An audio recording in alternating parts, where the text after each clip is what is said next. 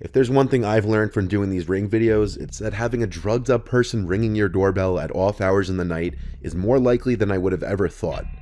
In this video, a confused looking man approaches a random porch holding what appears to be a plastic bag and a roll of toilet paper.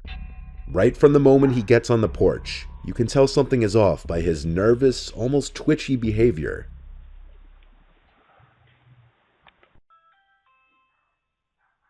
It appears the man could possibly be on meth or some other hard drug.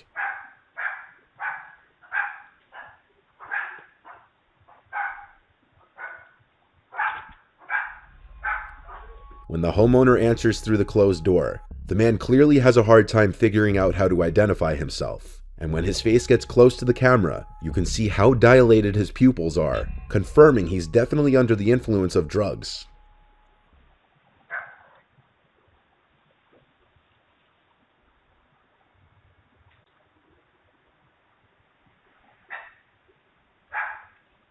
How can I help you? This is,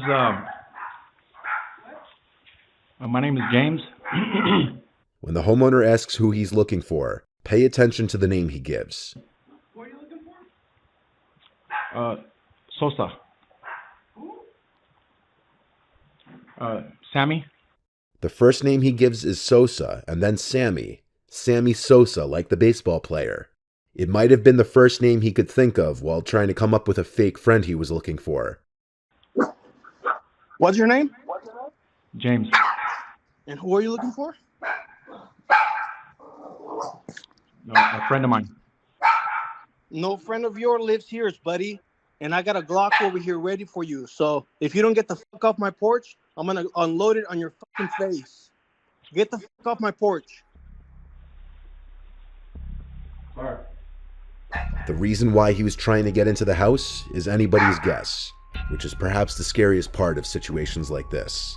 The homeowner handled it perfectly by communicating through the door before opening it, and after catching on to the man's suspicious behavior, he made the man on his porch aware of the fact that he had a gun and was willing to use it. Even if he didn't actually have a gun, the threat was still an effective way to get the man away from his front door.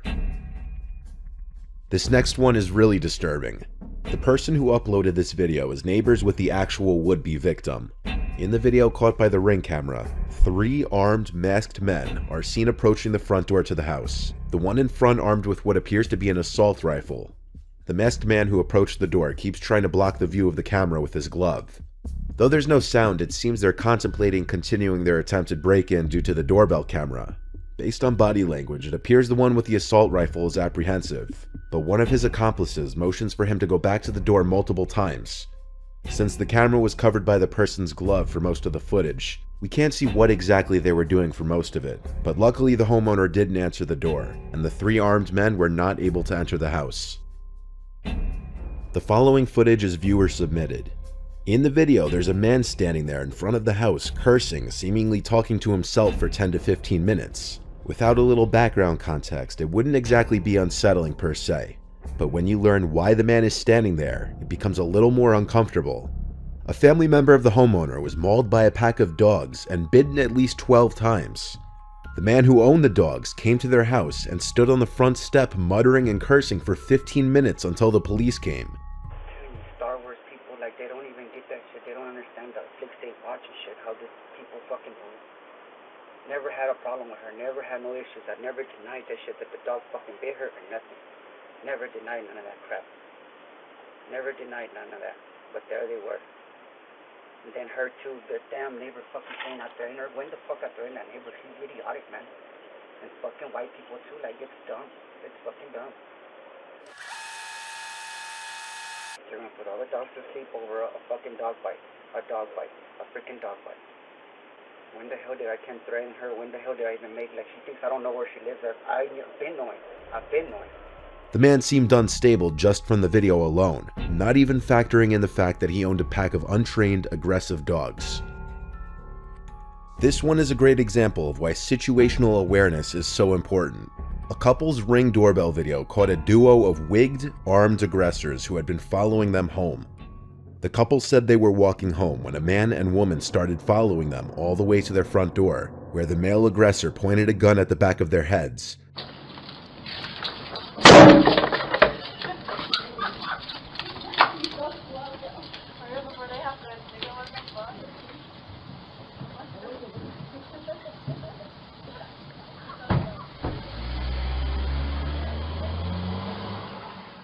Luckily, the couple hurried in and slammed the door shut first thing, and the wigged aggressors turned and ran towards their getaway vehicle, laughing. Minutes after the aggressors sped off, they robbed another person at gunpoint, this time successfully. Luckily, only one day after the video was released to the media, a person who recognized the male gunman turned him in and he was arrested, though his name hasn't been released to the public. If the couple had not immediately gone inside and slammed the door, who knows what may have happened. This next one is an example of how just the presence of a doorbell camera can be a deterrent. Here we see a man in an apartment complex going up to somebody's door pretending to be police so that the person on the other side would open up. Whether he knew the people who lived there or not is unknown, but obviously whatever would have happened if the door was opened wouldn't have been good. Police!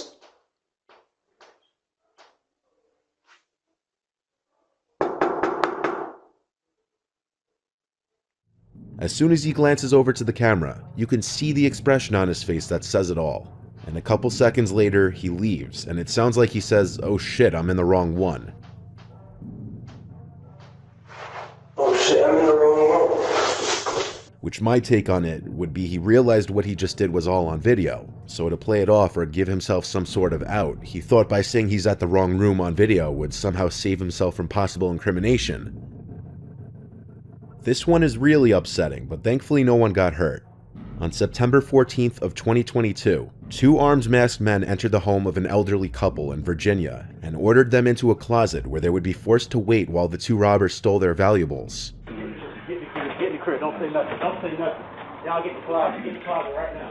Get in the closet, I'm not fucking playing, get in the closet right now. Get in the closet, hurry up, get up. Get up. Hurry up.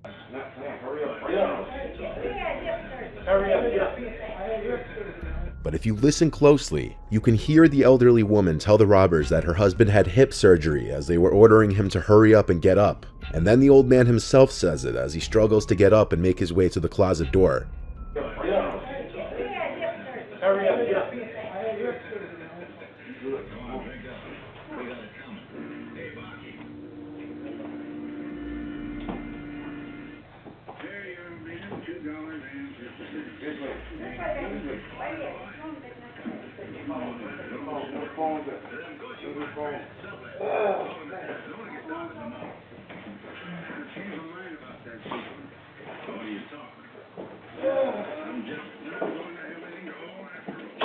Once the couple's in the closet, the robbers soon leave as one carries out a safe while the other grabs a wallet and the couple's phones.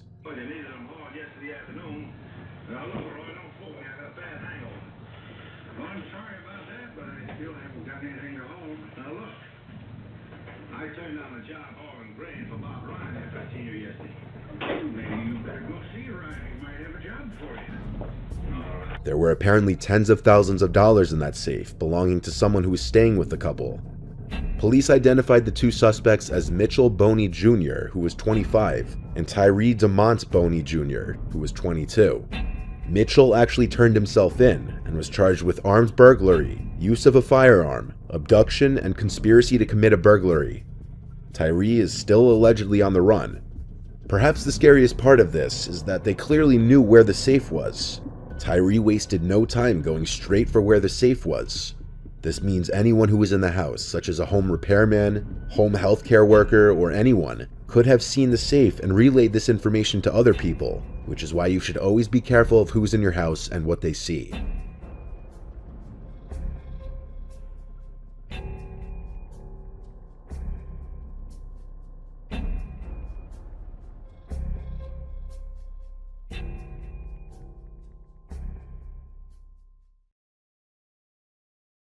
Snapchat has become a staple in today's social media world. It's a convenient way to contact friends and keep in touch with people. But as we've seen over and over on this channel, there can be a few privacy concerns if you're not careful. Let's just jump right into it and look at 3 disturbing snaps people have received and their backstories. For the sake of the person who sent me this, I'll refer to her as Maria. Maria has an Instagram account with 5,000 followers, which is a decent amount, and so she gets a good amount of attention on her profile from men. Maria has a boyfriend who has not appeared in any pictures of hers on her Instagram. Maria also had her Snapchat username in her Instagram bio, something a lot of people do to allow their acquaintances and friends to add them on the app with ease. This can also open the door to unwanted contact though. Although she didn't add everybody back who added her on Snap, she at one point had her privacy settings set to allow all people to send her messages and snaps, even people she didn't add back. So, somewhat often she'd receive messages and snaps from random guys, usually guys that followed her on Instagram. In her words, often older and creepy looking. But according to her, even younger guys managed to look creepy by taking weird angled selfies in dark rooms. Usually the snaps were pretty harmless like this, but one day she received a snap that would lead to her getting the police involved. Maria lives with her family, but often stays at her boyfriend's first floor apartment. This location is not known to anybody except for her close friends who know of her boyfriend, making it all the more disturbing when she received this snap. It was a picture taken through the window to her boyfriend's bedroom. At the time the photo was taken, it's hard to see it in the dark, but Maria was in the bed napping, and her boyfriend was in the living room watching football. There was no caption to the Snapchat, making it appear to be some kind of subtle threat. Maria didn't open the snap until much later in the night while going through snaps she'd received from various people she didn't know. By this time, it was a couple hours after the snap had been sent. She panicked and screenshotted the snap and showed it to her boyfriend.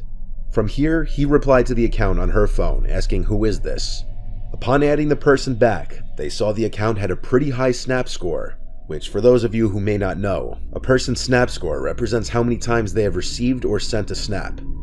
This account having a snap score in the 50,000 range meant it wasn't likely just a random spam account. The person replied, "John, LOL." Maria's boyfriend replied back, "We're calling the police," and John replied, "K cool, let me know if you need help calling them." After this, the account blocked her, and the couple were left to wonder who this person was. A search through Maria's Instagram followers turned up multiple Johns, but with no last name on the account, it would simply be a guess as to who it could be. That same night, as the couple was sleeping, a crash from the living room woke them up. As Maria's boyfriend ran to check the source of the noise, he found it was the dining room window, which had been shattered, and on the floor was a house brick, presumed to have been taken from a house being renovated down the block. If the couple didn't have a case before, they definitely did now, and they called 911 to report the incident. Now that a police report had been made, police would subpoena Snapchat for information on this person's account in hopes to locate the person. The couple was assigned a detective to their case who was supposed to help in identifying the mystery person. However, as the days turned into weeks, little to no information was given. It did become apparent, however, that the Snapchat account had been either deleted or banned because it no longer came up under search results. Currently, Maria and her boyfriend have no idea who this person was, and any thought of it being a prank by a friend was out the window when their window was literally shattered by a brick. It can boil down to a stalker being jealous of her boyfriend, but this would also mean that Maria was followed to her boyfriend's house, and that the perpetrator would know where she lives as well. Luckily, with security cameras becoming more prevalent on houses, these kinds of crimes are becoming more difficult to get away with. But in cases like this, where there's an absence of any cameras, unfortunately people may still be able to pull these kinds of crimes off. 3 months later, and Maria and her boyfriend haven't seen any new activity at either of their homes.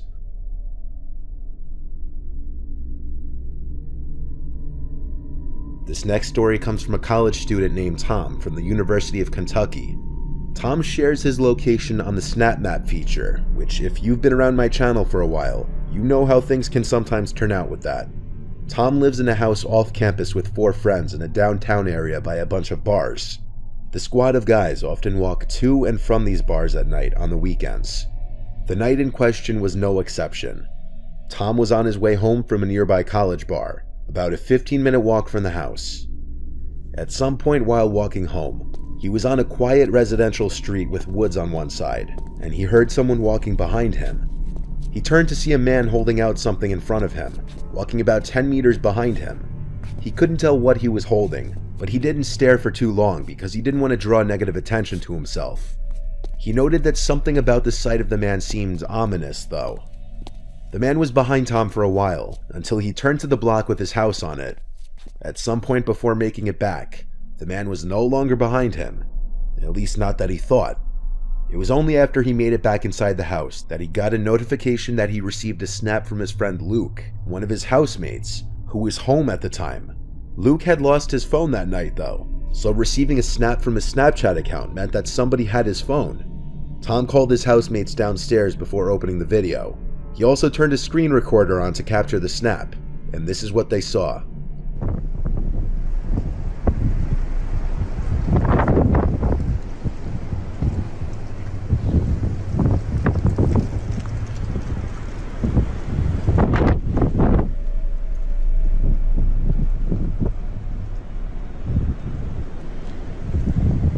The snap was a video of Tom walking down the street towards his house. It was the man he had seen walking behind him, and what he was holding out in front of him was apparently Luke's phone. They had the idea to check the location of Luke's phone on the snap map, since he had his location enabled, as did Tom. The location of his Bitmoji was last updated 9 minutes ago, and its location was right on top of their house. So the three guys who were currently home ran around the entire property with all the outside lights on to light up the area. They didn't find the man with the phone, but oddly enough, Luke's Bitmoji moved just a tad as it updated again, yet it was still on top of the house, meaning whoever had the phone had to be somewhere that they were overlooking. After a while, the guys thought to lock the phone using the Find My iPhone feature, and then have it play a sound.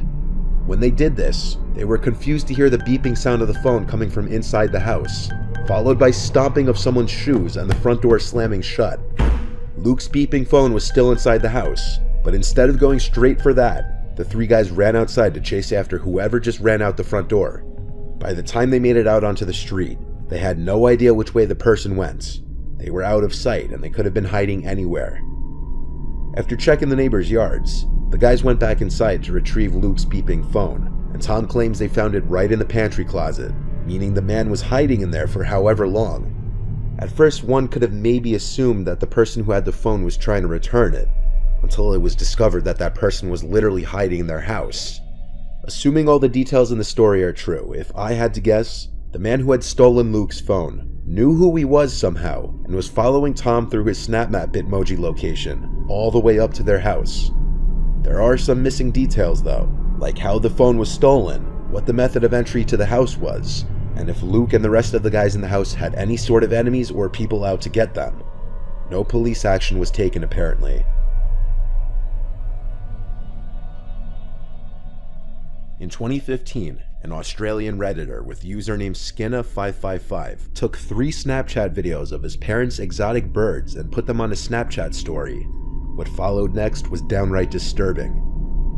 Skinna and his girlfriend recently moved into his childhood home with his parents while their own house was being built. Skinna's parents owned 3 Australian parrots, and one night while he was home alone, he uploaded 3 Snapchat stories showing off the birds, since many people always asked about the birds. Right, so the first one of my parents' little birds is this little guy. It is little Leo. He's a cockatiel. The second little bird of my parents is a rainbow lorikeet. His name is Oliver. And there he is. And here I am with my good little mate, Puffin. About 15 minutes after uploading the videos to his story, Skinna receives a text from one of his friends. And at the bottom of it, it says, "By the way, what was that in the window behind you in the last one?"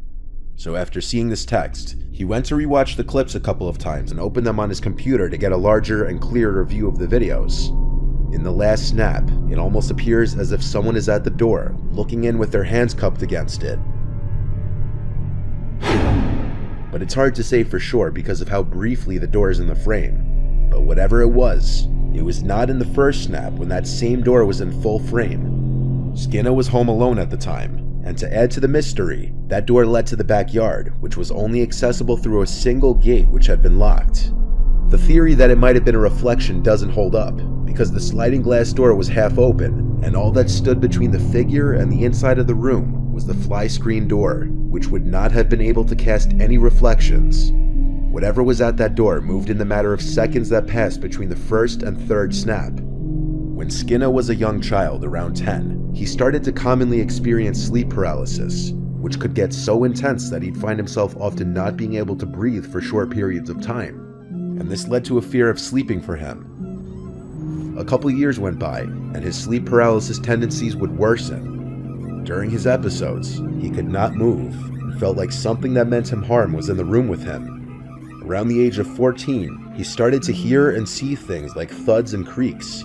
However, he always had one recurring vision, a faceless person looking in his bedroom window with their hands cupped up to the glass, similar to this image caught in his Snap story. When he moved out at age 18, he never had another episode. So for a few days after these snaps, nothing happens. But come Friday night, Skinner found himself home alone again. At around 10:15 p.m., while playing games on Steam with his friends, he starts to hear some relatively loud banging, loud enough that he could hear it even through his headset. It was coming from the screen door outside. He got up to film the sounds using his phone. The noises got louder and more frequent.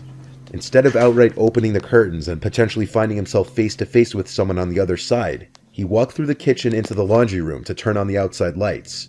Like I mentioned earlier, there's only one entry and exit to the backyard, the left side of the house through a locked gate.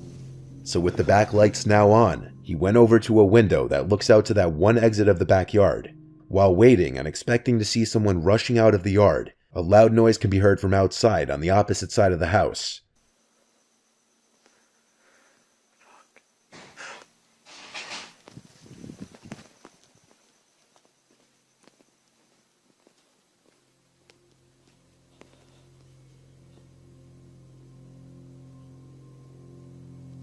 He aims the camera at the window for a few moments, then turns on the kitchen lights, and seconds later stops recording.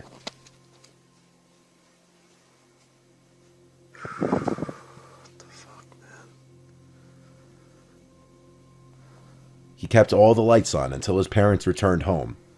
He uploaded the videos to Reddit, and people started to help in examining the videos. After a few Redditors enhanced the videos, a big mass in the corner was revealed in the dining room. The figure begins to resemble a person. And to make it creepier, that figure is not there at the end of the video. Skinner called the police, and the video freaked even them out. They believed that a two-man team tried to rob his parents while they were away. Theoretically, when one would-be robber broke in and realized Skinner was home, the second one tried to make noise to lure him inside. And when it didn't work, he snuck out and escaped.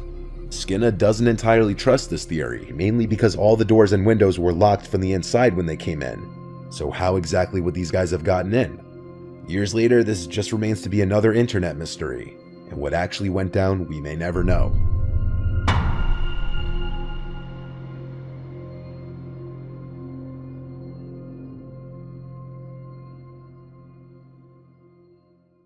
It's crazy to think how Cheryl Bradshaw's gut instincts that something was off about Rodney probably saved her life. One person on the stage was not who he seemed, and his name was Rodney Alcala, a serial killer. He was introduced as Bachelor Number 1, a successful photographer. Will that date be Bachelor Number 1, Bachelor Number 2, or Bachelor Number 3? Who gets the dates? Well, I like bananas, so I'll take one. Investigators estimated his victims could be as many as 130, but Alcala had fled and enrolled in the NYU Film School using the name John Berger. With his good looks and charm, he persuaded many young women to pose in photographs for him, most of whom are presumed to have been victims of his, and apparently a lot of them remain unidentified. Somehow Alcala was able to make it on the dating show despite his criminal history. She said, Ellen, I can't go out with this guy. There's weird vibes that are coming off of him. He's very strange. I'm not comfortable. Is that going to be a problem? Marissa came to the horrible realization that somebody else was in the house with her using John's phone. Were a bunch of texts from her son John. Can you come pick me up? I think I injured my elbow. She checked where her son's iPhone was located. She saw John's location was at the house, not at this random intersection. She went and called her other son Kevin, who was also still out. Kevin picked up his phone. When asked if Kevin was with John, he said yes, and John said hi mom into the phone.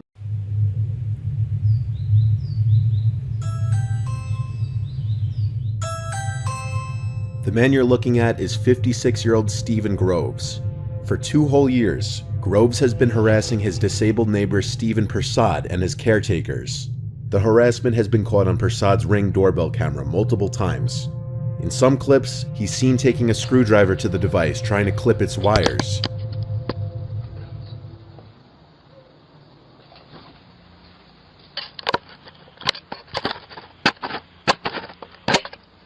In another clip, he's seen scrawling on the lens with a marker to no effect.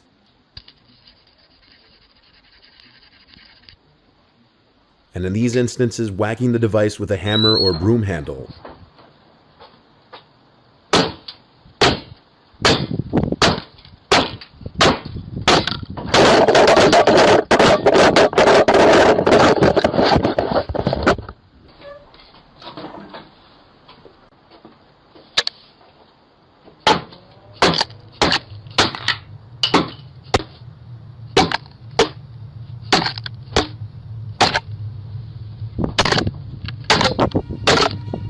The reason behind the man's attacks on his neighbor's property are unknown. Over the past 6 months, Groves has been convicted of 3 charges of harassment against Persad, and has been put on a curfew and ordered to pay compensation for damages to Persad's property.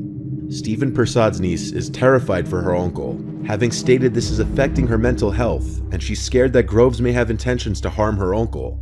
The restraining order that was put into place is clearly having no effect, as Groves is still harassing Persad.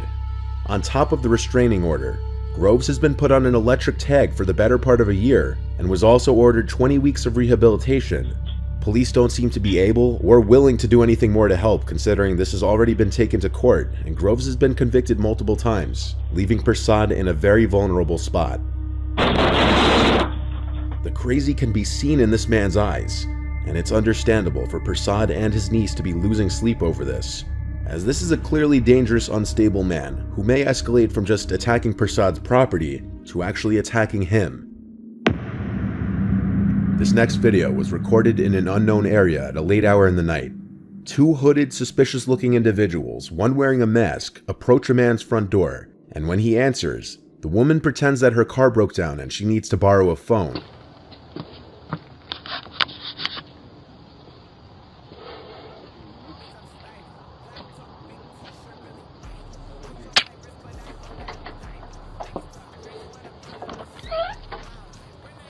Hello, do y'all have a phone I can use? My car broke down, and y'all's the only one that got a light on. We don't. You don't? Sorry.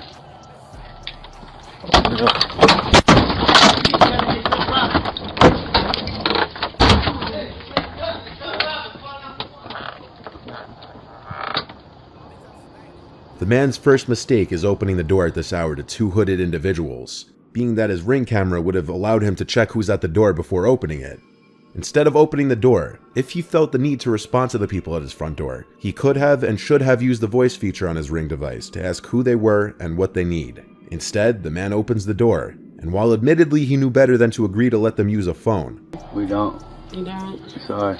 opening the door in the first place was a mistake, as the man in the yellow hoodie and mask took the opportunity to rush the door with a gun after taking one last look to the right to check for witnesses. Luckily, the homeowner slammed the door shut just in time, and the 2 would-be assailants fled the scene.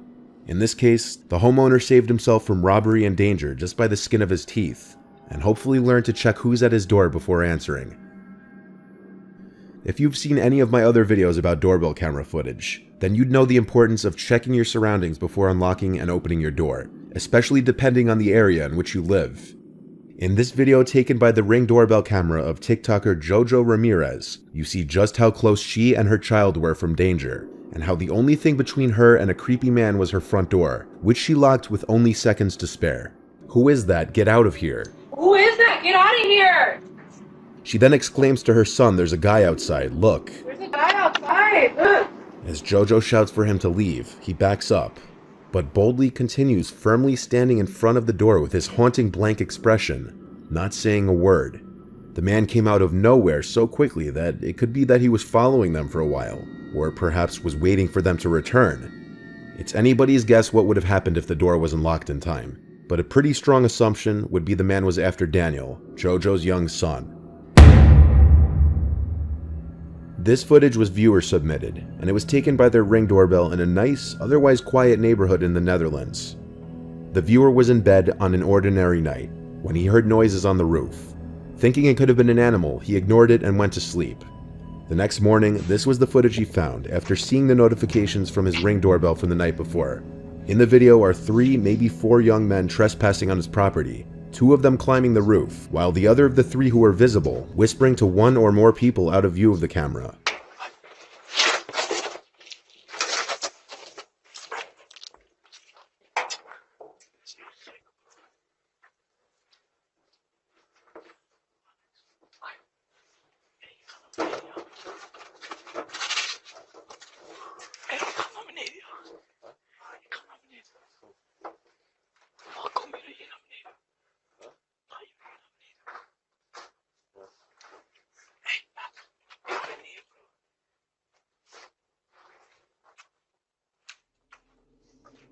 Luckily, this was a cold night and all the windows in the house were closed, because it was clear they were trying to burglarize the house when scratch marks were found on 2 of the upstairs windows, as if someone was attempting to lift them open. Given that there were 3 or 4 of them, they could have posed a serious threat if they were to have entered the home. After viewing the video, the viewer made sure to keep his windows all locked the following nights, and a few nights later, he woke up to the sound of someone attempting to open a downstairs window, this time not caught by the Ring camera. The footage was submitted to the police in hopes that they could identify them based on their faces. I was asked to blur their faces by the viewer, just so that if any of the perpetrators were to see this video, they wouldn't come back to the house again for any type of revenge. This one is perhaps one of the simpler yet scarier clips caught by a doorbell camera, despite how quick it is. Not many details are known, like where this took place, but this was uploaded by the neighbor of the owner of the Ring camera. In the video, we see in the dead of night a masked, young-looking man approach the front door of the house with a gun in his hand, stand there for only a few seconds, clearly contemplating what he was about to do, then backing out probably in fear and leaving. The owner of the house didn't know who this was, but this was probably a person working up to an armed robbery, possibly having his sights specifically on this house. Of course, without all the details, that's just speculation, and there could be a whole lot of other explanations as to what's going on here. However, regardless, the chances of this guy or any other person with a gun coming back shouldn't be taken lightly, and that kind of footage should be submitted to the police immediately.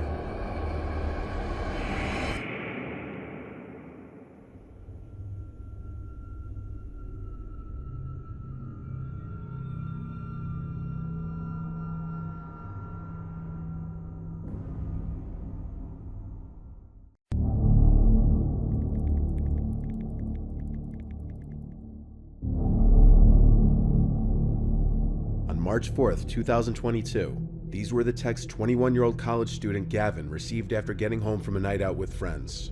Hey, is this Gavin? Yes, who's this? It's Alex. Where you at? Send your location. I'm at home. What happened to you? What number is this? I'm using my friend's phone. We're stranded at the bar. Can you call us an Uber to your house? What? Why don't you just do it? Dude, my app isn't working. Just figure it out. I don't even know what that means. Just send your address. Gavin was out with his friends Alex and Omar, and they were last with each other at a bar in Dallas called Parliament. The trio was getting ready to wrap up the night, but Alex stayed behind when he saw other friends at the bar. So Gavin and Omar went home, and about an hour passed with no contact between the 3. That was when Gavin received the text from the random number, and as you see, they claimed to be Alex using his friend's phone. Alex had lost his phone, and he was using his friend's phone, who Gavin apparently had never met before. He was asking Gavin to call him an Uber, since according to him, it wasn't working on his phone. Gavin refuses, basically noting how silly that sounds, and tells him to call his own. The conversation picks up here, where Alex agrees to apparently call his own Uber and asks for Gavin's address. Gavin stated that this was around the time he was becoming slightly suspicious, but he still gave his address, however not without making a comment about how he should memorize his address by now. He says he cut him some slack due to the fact that he was drinking. Gavin asked him why he was using his friend's cell phone, to which he got a response that Alex lost his phone. He then lets them know that they're on their way, and when Gavin asks Alex if he knew his friend, he responds, "Nah, he's cool though." 10 minutes later, the number sends a text that truly starts to make the conversation suspicious. "Can we just come in through the front door when we get there?" As if asking Gavin to leave the door unlocked. It was at this moment that he started to question everything about the interaction, from the first text being, "Hey, is this Gavin?" to the asking Gavin to call them an Uber, to now the leaving the door unlocked. He tried to call the number, but it rang and went to voicemail. He then tried to text and call Alex's number repeatedly, but it would just keep going to voicemail, and the text would just say delivered. Gavin stopped answering this foreign number now, and called his friend Omar to ask him if he'd heard anything from Alex, to which Omar said he had not. After reading Omar all of the texts, Omar agreed something was off. They looked to call the bar Parliament, but there was no number listed online to call.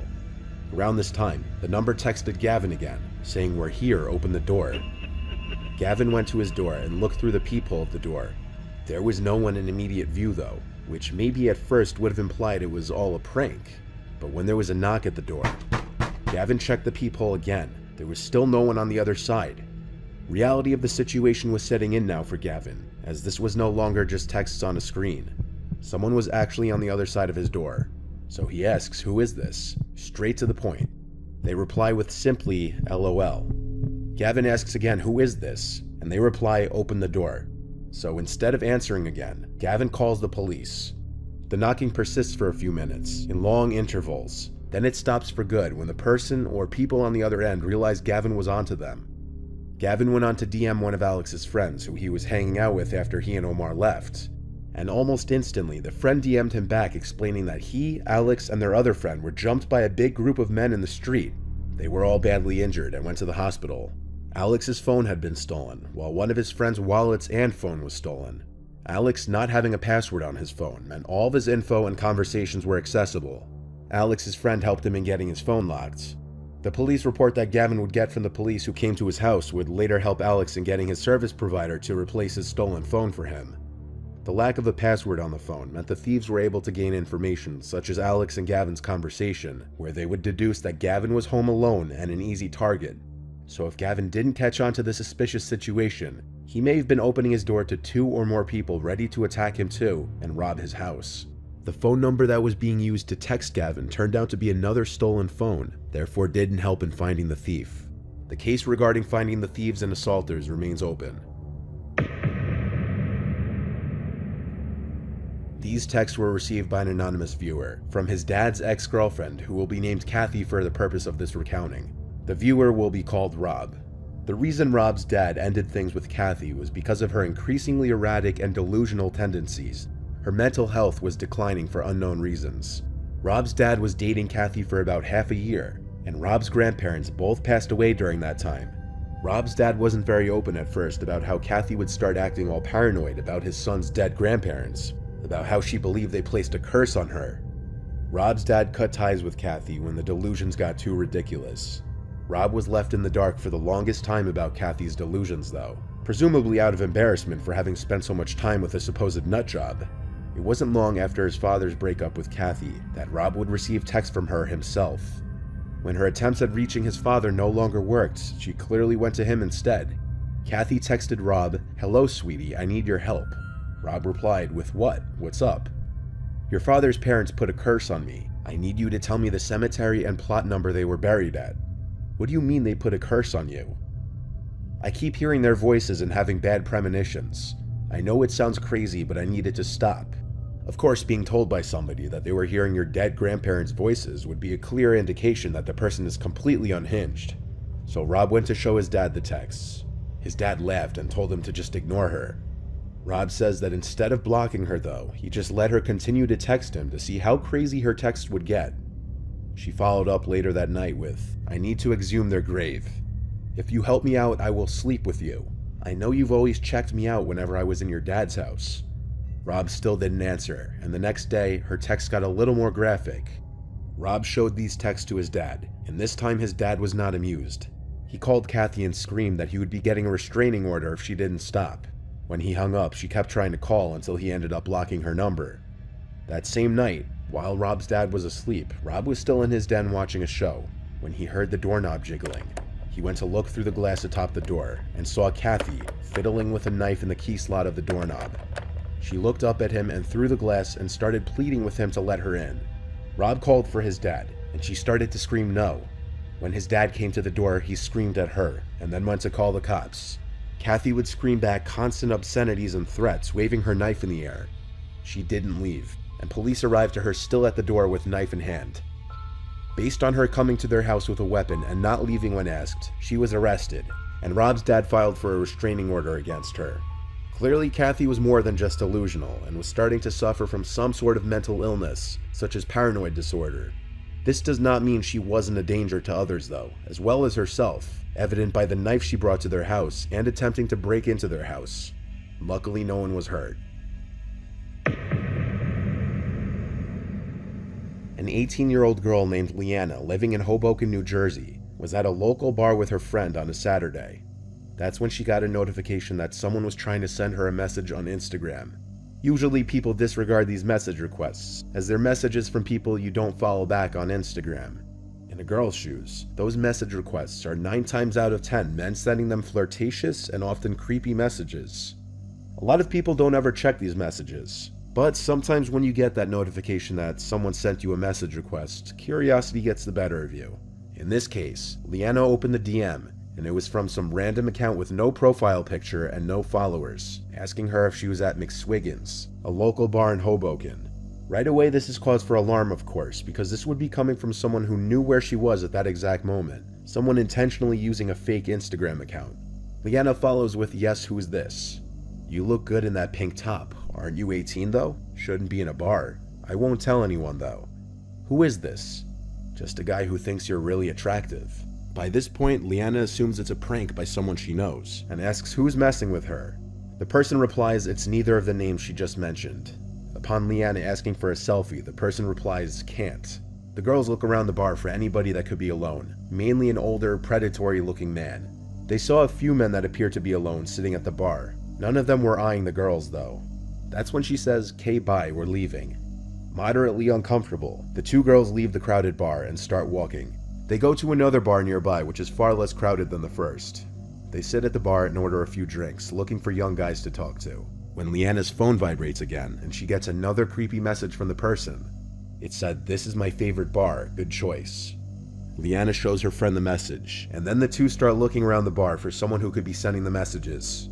And as if he was looking to be found out, Leanna saw a man sitting on the bar stool closest to the door, looking at her with a blank, wide-eyed expression. She says the best way she could describe his appearance was the killer from the movie The Lovely Bones, mainly because of his glasses, hair, and mustache. They made extended eye contact, to the point that it seemed the man was outwardly trying to be creepy, making it obvious who he was. The girls asked the bartender for help. They showed him the DM she was getting and then pointed at the man, who in response to being pointed at, started looking around the room, in any direction but towards the girls. The bartender went over and told the guy in a loud, commanding voice to leave the bar without question, threatening to kick his ass if he didn't leave the girls alone. The man left the establishment, surely feeling at least some sense of embarrassment, as anyone would. Leanna and her friends stayed at the bar for about half an hour, only to avoid running into the man outside. But Leanna says their mood to stay out was gone after that creepy encounter, and they just wanted to know who that was, or how he knew Leanna and where she was at that moment. When the girls left, they began walking home.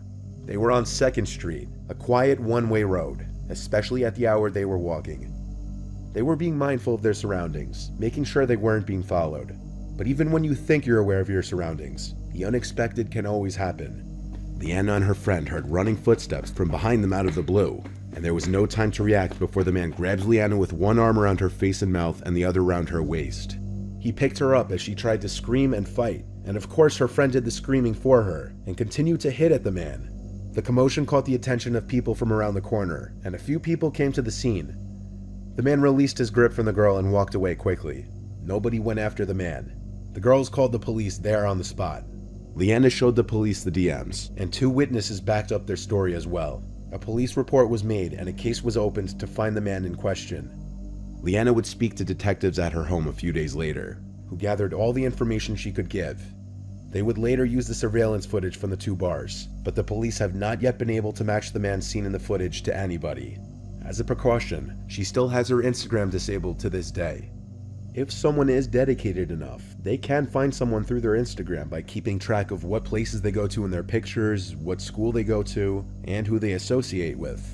That's why it often is a good idea to keep your Instagram private.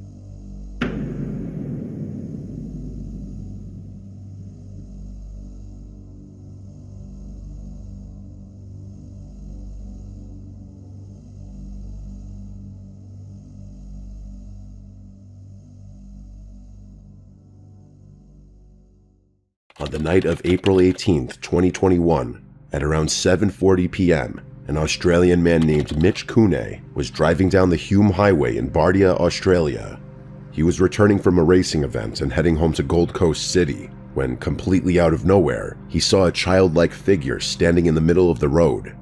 The figure was wearing a blue parka, and from the few seconds he was in view, it looked like he was trying to cross the highway. Now, Mitch was driving at nearly 60 miles an hour, or around 96 kilometers per hour. He was also towing a large toy hauler behind his car. Trying to brake or suddenly move out of the way in these conditions would have certainly resulted in a devastating accident, so Mitch had no choice but to keep driving. Fortunately, he managed to avoid the mysterious figure by mere inches. Fearing the safety of a potential child wandering the Hume Highway, his mother, who was also with him at the time, contacted the Australian police almost seconds later. The officers online assured them that they were putting patrols out immediately. However, Mitch couldn't stop thinking about what he saw. Trying to do everything he could, he called the police again at 8:29 p.m. and offered the dashcam footage he'd captured of this figure.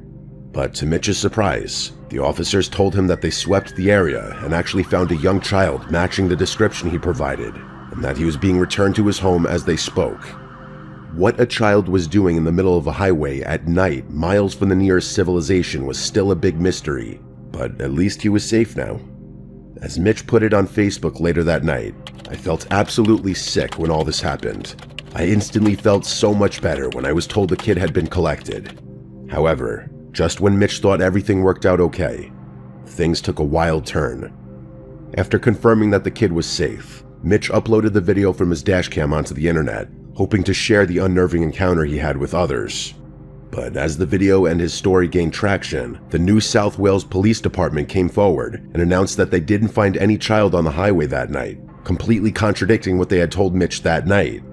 According to the official report, they scoured the surrounding area for nearly 8 hours, searching until 3:45 a.m. before finally calling it off and finding no trace of a child nearby. The department stated that multiple cars attended and commenced a search of the area. However, no child was located and the search concluded. Now, there's no reason to believe that the NSW police would lie on an official report like this. What's more likely is that the person talking to Mitch earlier didn't know the full details and just made things up. Or maybe it was nothing more than a terrible case of miscommunication, where the police searching for the child somehow got twisted into them already having found him. But if the child was never found, what happened to him? The answer to that question, however, could be anything. Maybe its parents noticed their kid missing and took him back home, or he could have been potentially kidnapped by someone who saw a child roaming the highway alone at night and took advantage of the opportunity. Though none of those theories explain how the child got to that spot in the first place. Unfortunately, the case remains an unsolved mystery to this day, and with so little coverage, it's unlikely we'll get answers anytime soon. On May 8th, 2021, TikToker Pissed Pasta, real name Malie Perales, was returning from a night out with her friends and roommates around 2:30 a.m. However, what was supposed to be a fun hangout took a disturbing turn when, while driving down the Packard Drive Northeast Road next to the Rogue River in Belmont, Michigan, one of them spotted a shadowy figure crawling onto the road. What the f***? Stop. No, Stop. I'm not. I'm not. No. Hell no. What the f***, dude? Bro. They were soaked. After discussing for a bit, the group decided to circle back and check what it was, and this is what they came across. There's just... Bro, what the f***? See? That was it. That was it. She's crying. It looked like a young woman, possibly in her 20s or 30s, sitting on the road while either waving at the car or banging her own head. She was also drenched from head to toe in 48° Fahrenheit or about 9° Celsius weather. Malie's group circled back one more time to confirm what they saw, and this time the woman had completely collapsed onto the road. By this point, Malie and her friends had realized that this woman was likely in dire need of medical assistance, but there was also a chance that this was a setup for a robbery, so they made the smart choice and called 911 without getting out of their car. The first responders and the police arrived shortly after and took her to a nearby hospital. Malie returned to the spot they found her a few hours later, and it was still wet from the water dripping from her clothes. More importantly, she also found dig marks on the roadside near the river, suggesting that the woman had likely fallen in and swam out onto the road just minutes before Malie's group passed by. After some investigation, the police also found her car parked behind a house near the river. In other words, she most likely fell into the river on the east side and managed to swim all the way across to the other side. Inquiring about her in the Facebook group for this neighborhood also revealed that she had actually interacted with some of the residents earlier that day, though her interactions were unnerving to say the least. Saw this person between Van Dam and Packer Woods around 10:15 p.m. Friday. Asked her if she needed help, to which she responded no. Another quote, "There's another report by a guy on Douglas Street in the Westsiders Uniforms page who had a similar situation with a woman walking into his home this week. She walked right into someone's house yelling, 'Hello, hello, hello,' then just left. She was wandering the backyard too." Though who she was and how she ended up there is still a mystery. Over the next few days, she recovered enough to tell investigators that she was from Kalamazoo, a town that's over 60 miles away from where she was found. But she didn't have any memory of ever driving to Belmont, which sounds strange at first, but actually has a surprisingly plausible explanation. You see, this woman was a 28-year-old Chinese student named May, who went missing from Kalamazoo on May 6th, 2 days before she was discovered in Belmont. Before going missing, she also told her friends that she felt like she had a stalker. Upon hearing this, one of the first theories that comes to mind is that maybe she was kidnapped and then thrown into the river by this stalker. But it's important to note that according to the few witnesses in the police investigation, she drove to Belmont on her own. It's unclear whether this stalker was even real or not. However, the stress of feeling like she was constantly being watched likely messed with her mental state and triggered a dissociative fugue state, which, for those who don't know, is a mental condition where the person forgets who they are and often starts doing things they otherwise wouldn't do. Some even go as far as moving to other cities and building new lives before they snap out of the state and come to their senses. What makes this already unsettling condition even worse is that the patient usually doesn't remember what they did during that fugue state either. And that's what likely happened to May. She got stressed, went into a fugue state, wandered around in her car for a couple of days, and eventually ended up in the river. Fortunately, she was able to come to her senses and swim to the shore before losing her life. On the 12th of October 2016, a family in Sheffield, England, went to the Drawbridge pub for a night out, and after an evening of fun and laughter, they decided to head back home at around midnight. The roads in that area are usually deserted at that hour, so they were already on guard for any robbers or other criminals they might run into on their way back.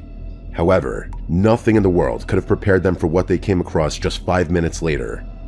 Seconds after they rounded the corner to the Grange Mill Lane Road, a man dressed in a clown costume jumped out from the shadows and blocked the road, forcing the driver to stop.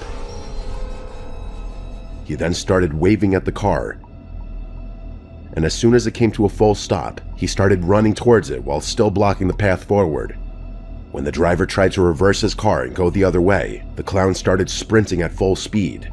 Typically, something like this could be dismissed as just some troll or a YouTuber making a scaring people at night as a clown video, especially given that this was 2016. However, due to an incident that happened just 3 days earlier, the driver of this car had no choice but to assume the worst. You see, on October 9th, at around 8:45 p.m., a man named Simon Chinnery was attacked by a knife-wielding clown in public. Fortunately, the attacker was apprehended before he could do any lethal damage to Simon. Sadly, Simon still suffered multiple slashes to his right hand, leaving it permanently disfigured to the point of being classified as a disability.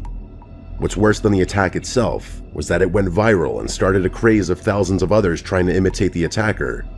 In some parts of the country, the police departments were receiving as many as 23 reports of people threatening others dressed as clowns per day. And while many of these imitators were nothing more than trolls who had no real intentions of harming others, there were those who took things too far, with some trying to force their way into people's cars and chasing women and children with knives. So for this driver to see a man in a clown costume blocking their car while all this was going on had to be deeply unnerving for him.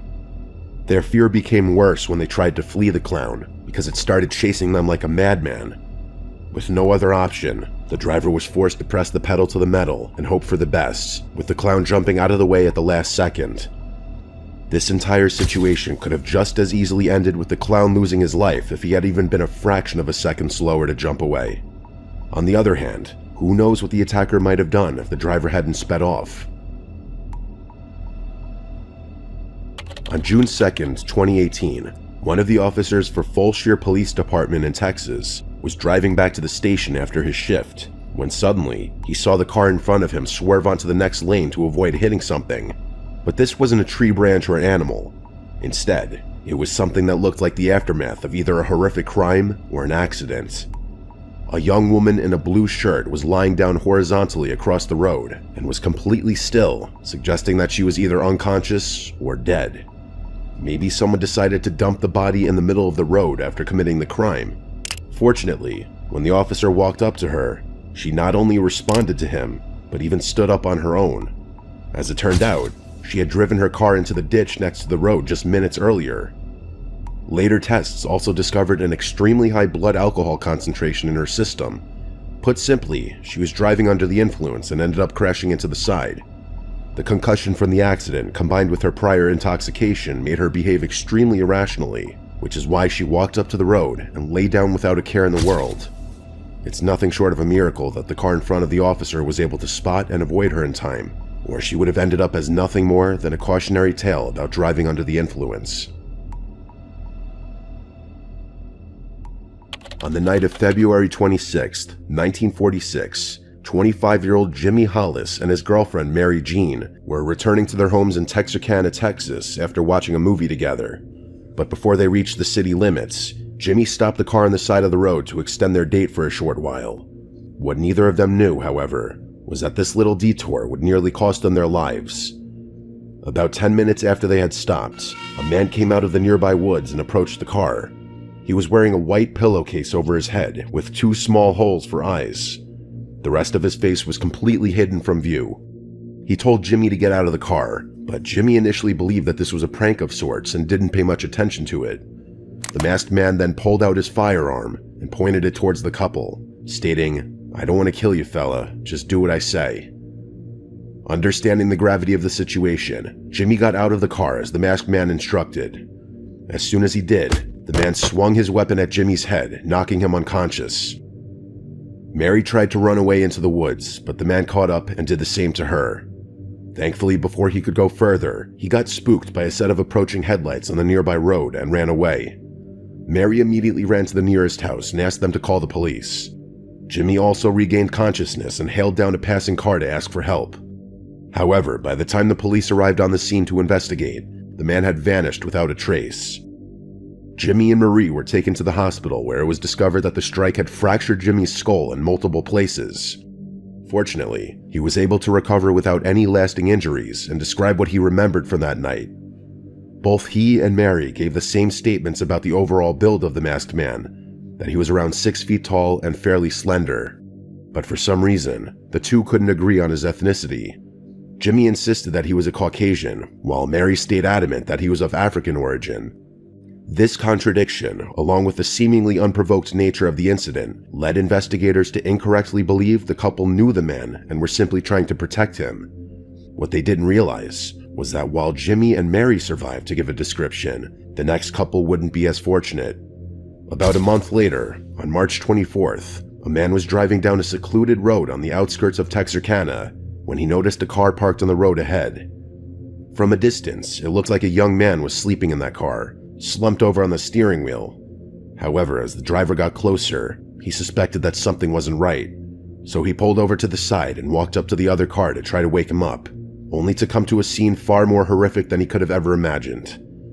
Put simply, the young man had already passed away long before the driver stumbled across him. He also noticed a woman in the backseat who had sadly suffered the same fate. Police were called to the scene, and they quickly identified the two as Richard Griffin and his girlfriend Polly Ann Moore. Both were killed with shots to the head. Unfortunately, the only evidence investigators were able to gather from the crime scene was a single .32 caliber cartridge. And while they didn't know it at this point, this incident was also the doing of the same man Jimmy and Mary had encountered a month earlier. The police finally made this connection on April 14th when another couple encountered the same man while on an isolated road, and they were killed with a firearm of the same caliber. News of these 3 incidents quickly spread through Texarkana, putting all the residents on high alert.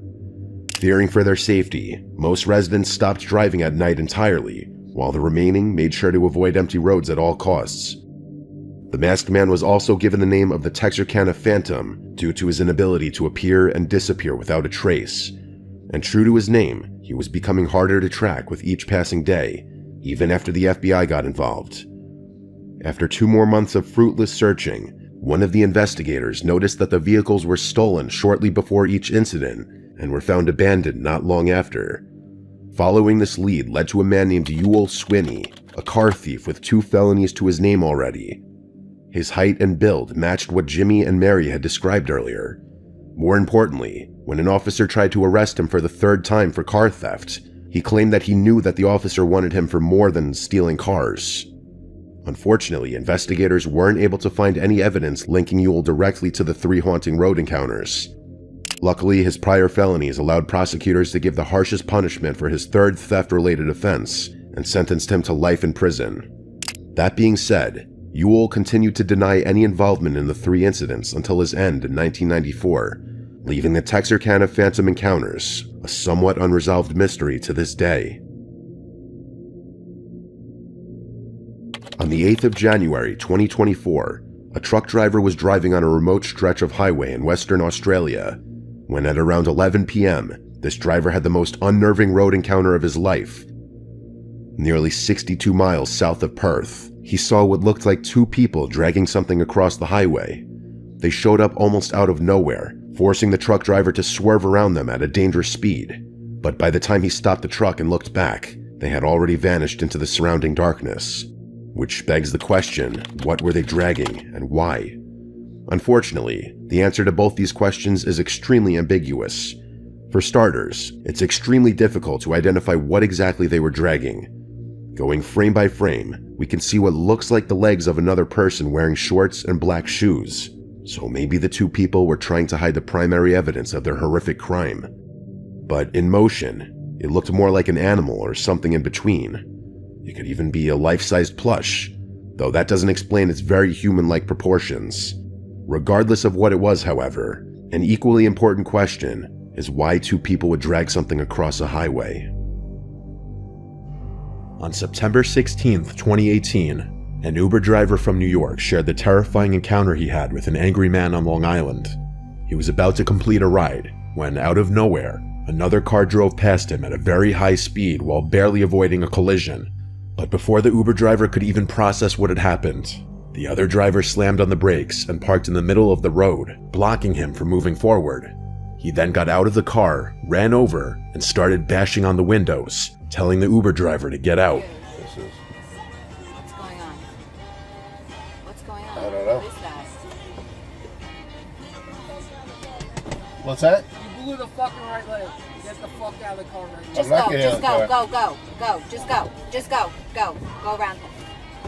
Go. It's unclear if this was simply unprovoked road rage or an attempt to rob the driver and his passengers. Not wanting to find out the answer, the Uber driver made the correct decision and backed up to find a different route to his destination. However, there was no way for him to predict just how relentless the other driver would be. As soon as the Uber driver changed routes, the other driver got in his car as well and started chasing him no matter where he went. Things went from bad to worse as they approached a red light, which would have given the other driver a chance to catch up and do something terrible before the police arrived. But in a remarkable stroke of luck, the Uber driver found a cop already waiting on the other side of the intersection. They were able to explain the situation to the officers, resulting in the other driver getting arrested for driving while intoxicated. Stopped the car, got out of the car, was trying to fight with me. So I backed up and turned around, and then he was pursuing me. And these girls called 911. These girls called 911, and the officer pursued him. Put simply, the other driver wasn't thinking clearly and could have been armed. If the Uber driver had panicked when he first approached, all 3 of them might have lost their lives.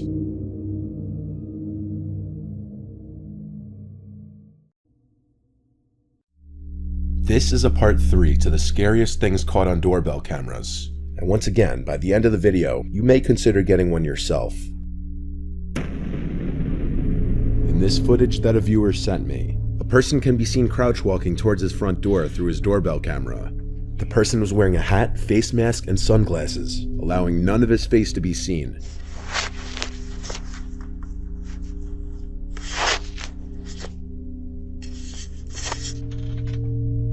After trying to open the front door and failing, the person starts to fiddle with the doorbell, noticing it's a video doorbell, so he probably tries to take it off.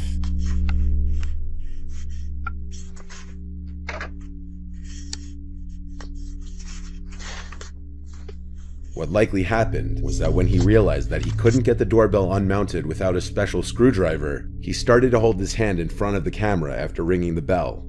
The viewer told me that this happened at 2 in the morning, and so when he heard his doorbell and ring notification go off, he instantly went to his phone to check who was at the door, only to see exactly what you're seeing. The man then walks past the doorbell to the side of the house, and by this point, the homeowner was on the phone with 911 reporting the incident. While on the phone with 911, the homeowner heard the doorknob to the side entrance door being fiddled with, and this was a door that he had been known to leave unlocked accidentally from time to time. However, luckily on this night, that wasn't the case. Since the intruder couldn't simply walk in through either door, he started to say hello repeatedly through the door, in an off-putting tone that sounded so overly friendly that it was creepy. The 911 operator told the homeowner not to open the door or to even acknowledge the person. The person would then start to bang on the door for a few moments until seemingly giving up. The police showed up but couldn't help out much based on the video. Later that night, the homeowner received another notification that there was movement at his front door. When he checked the video feed, he couldn't see anyone. He still has no idea who was under that mask and glasses. This following footage was also captured by a viewer's doorbell camera at their old house, which is still active while he tries to sell it. One morning at around 4:30 a.m., his cameras detected a man running from across the street from his neighbor's home, across his front yard, and up to his front door. The man was naked, with one of his hands blocking his privates.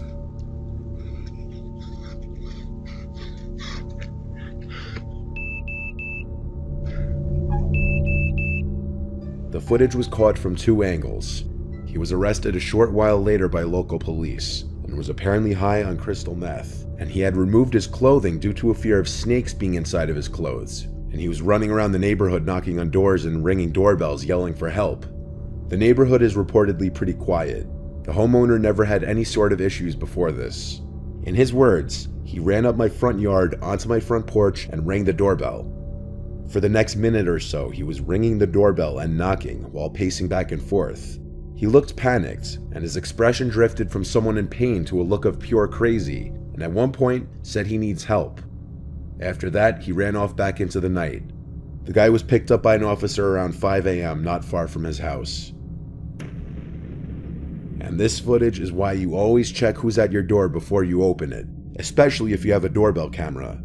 If someone who you don't know shows up to your door late at night, don't open it. Unfortunately, in this video, that's exactly what this homeowner did. Around 10 p.m. one night, a suspicious-looking hooded man approaches the front door of a random house rather quickly and aggressively, and he right away tries to open the door. After realizing it's locked, he goes to ring the doorbell. Disappointingly, the homeowner opens the door rather quickly instead of checking who's at his door at this hour first.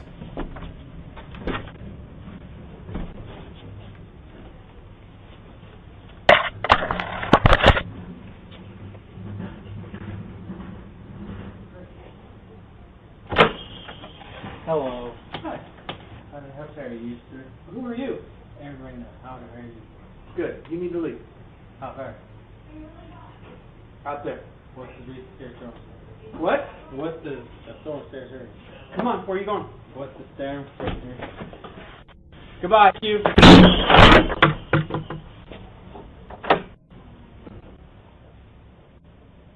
The homeowner was likely too trusting a person, which put him in danger. Even his initial hi to the stranger at his door sounded overly friendly, considering the man was already creeping in the second the door was opened. Hello. Hi. The homeowner pushes the man out, causing him to punch the glass of the door before it's even fully closed. The man then stands there for another minute or so, fiddling with the doorknob a few times, though the rest of the footage is cut off. The dialogue is near impossible to completely make out, but it seemed the man was under the influence of drugs or alcohol, and was likely attempting to burglarize the home. The homeowner called the police, but the man was gone by the time they arrived. It's unknown if he was found.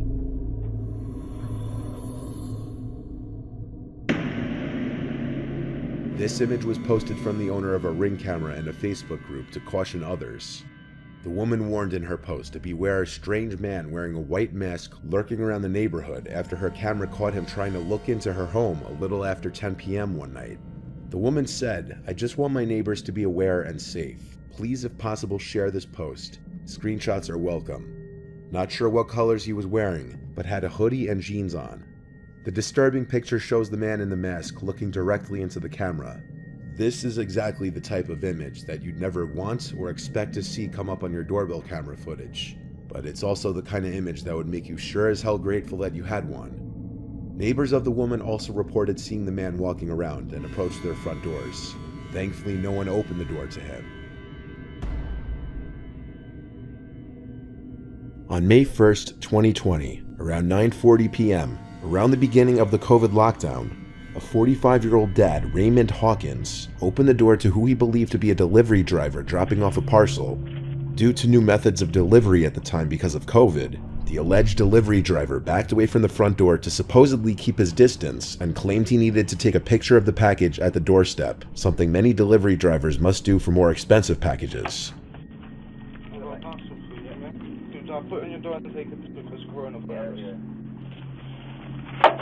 At this time, the father had his guard down due to the fact that he had no idea the man in front of him wasn't a delivery driver, and that he was in fact part of a gang that was about to storm into his house, all of whom armed with knives.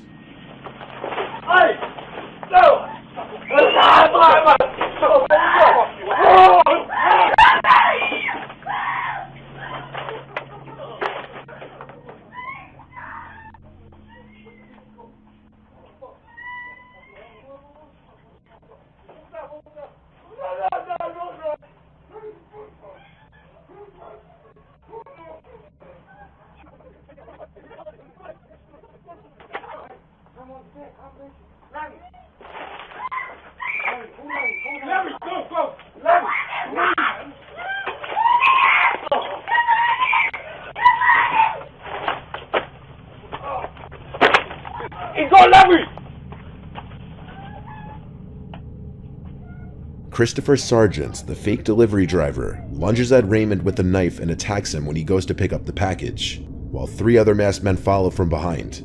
Muffled cries come from the house, as there's a struggle between Raymond, his wife, and the robbers.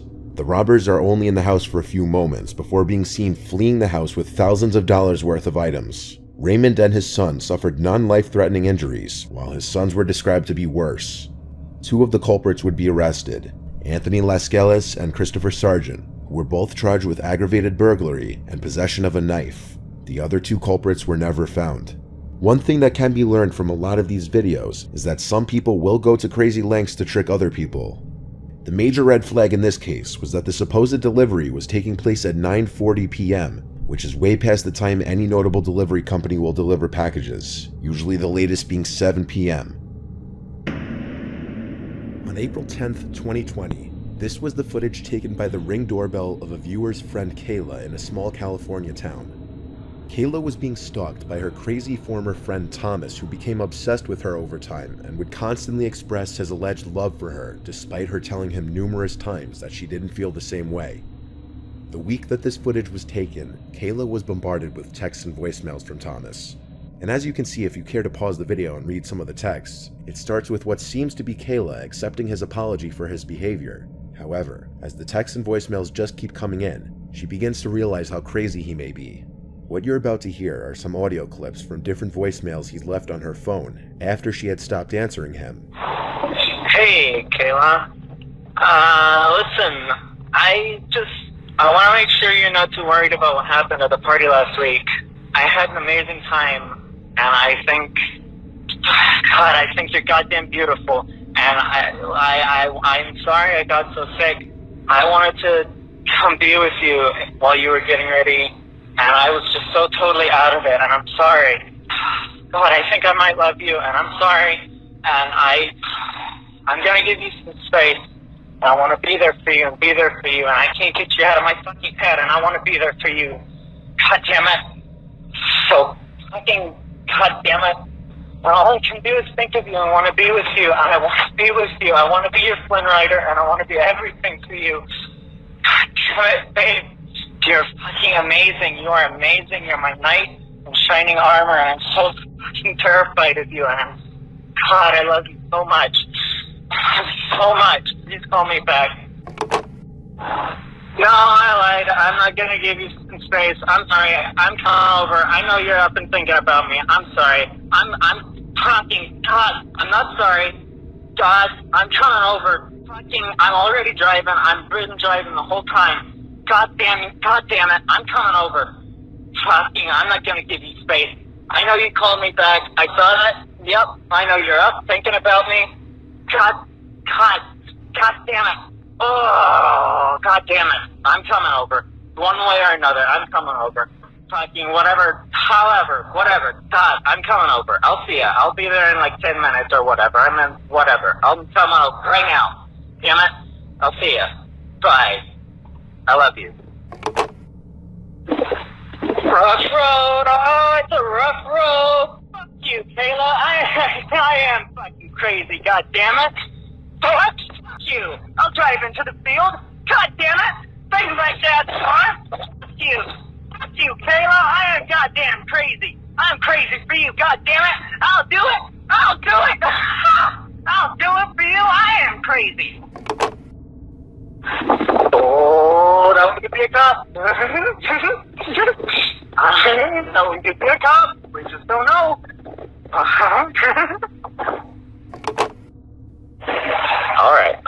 All right. I'll settle. Anything for you, my queen. Anything for you. I'll settle. I'm going slow. My phone is dying anyway. I'm still going to drive by your house in the middle of the night, though. And I dare you not to have your blinds open to check. I'm crazy. Maybe you'll never know if I did it. I'll do it.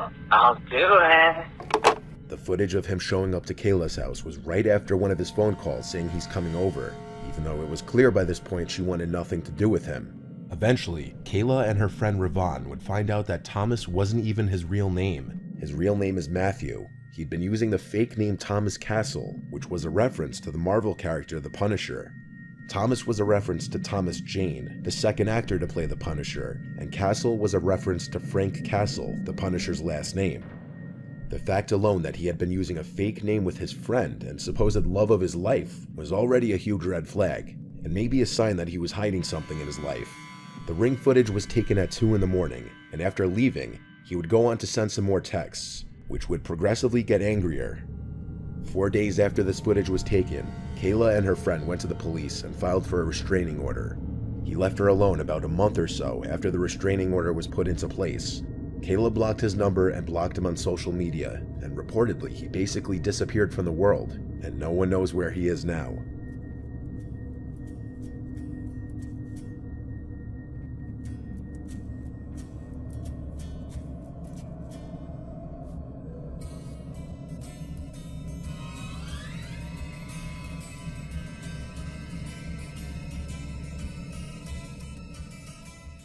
It said the dress is on the bed in the bedroom if I want to go look at it. I looked into the dark bedroom, and there was no dress on the bed. I was 17 getting ready for prom. Girls have to find a nice dress that they're going to keep. So I contacted the number listed on the listing. I texted Alex, and then I went to ring the doorbell. The door opened, and instead of some young girl around my age opening the door, it was an actual grown man, like 50 years old. The living room was dark and kind of messy. Then the man called out from a room for me to come inside and try the dress on. He left the room and entered the living room empty-handed. July 15th, 1976, Chowchilla, California. A day that the town would like to forget forever, yet remains a part of its history. At around 4 p.m., school bus driver Ed Ray was driving 26 students of Dairyland Elementary School home from a summer class trip to the Chowchilla Fairgrounds swimming pool. Ray was described as a humble rancher with a humble day job. Stocky, about 55 years old, a guy you would not want to pick a fight with, a guy who works with his hands and doesn't talk much. On this particular day, Ed's bus was rowdy, but the kids all loved him for his patience and reliability. The kids were all loud and excited after just having spent the afternoon swimming. Some of them were even singing, But when the bus turns onto Avenue 21, Ray sees a white Dodge van blocking the road with its door open. He tries to weave around the empty van when a guy in overalls with a pantyhose covering his face jumps out in front of the bus with a revolver. The man walks to the driver's side window and asks Ed, with no intimidation in his voice, "Would you open the door, please?" Ed opens it. Two more identically dressed figures jump in, one with a rifle which is quickly pointed at Ed. Everybody goes to the back of the bus. The one without a rifle starts to drive, and the one with the revolver hops in the van to follow them. They drive about a mile and park the bus in a bamboo thicket.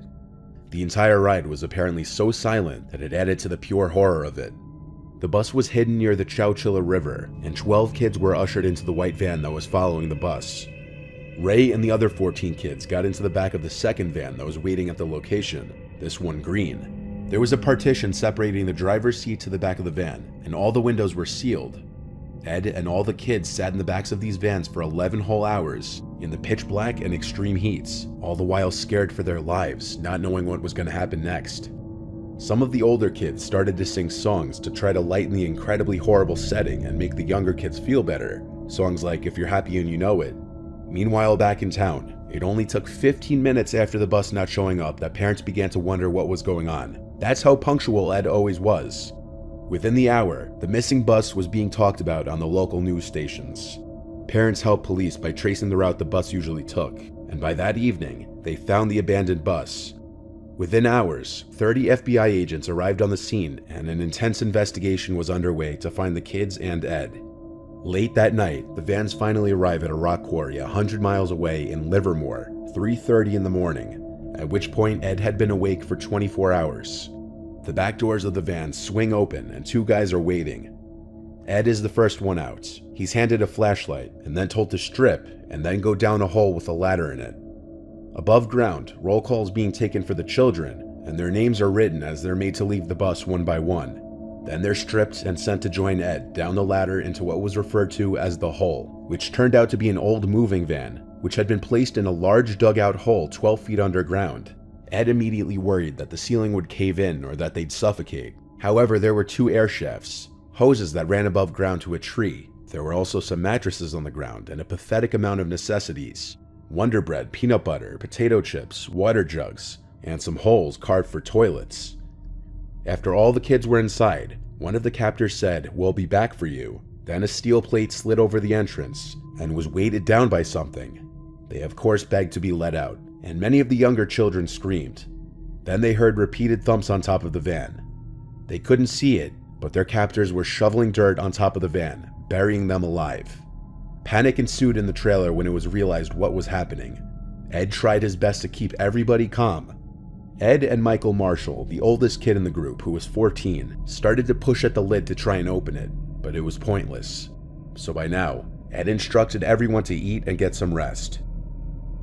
12 hours later, the food was all already consumed, and the ventilation system that was keeping the van cool stopped working, and the hot July air started to fill the tight space. On top of that, the roof of the van started to cave in, and Ed knew time was very limited.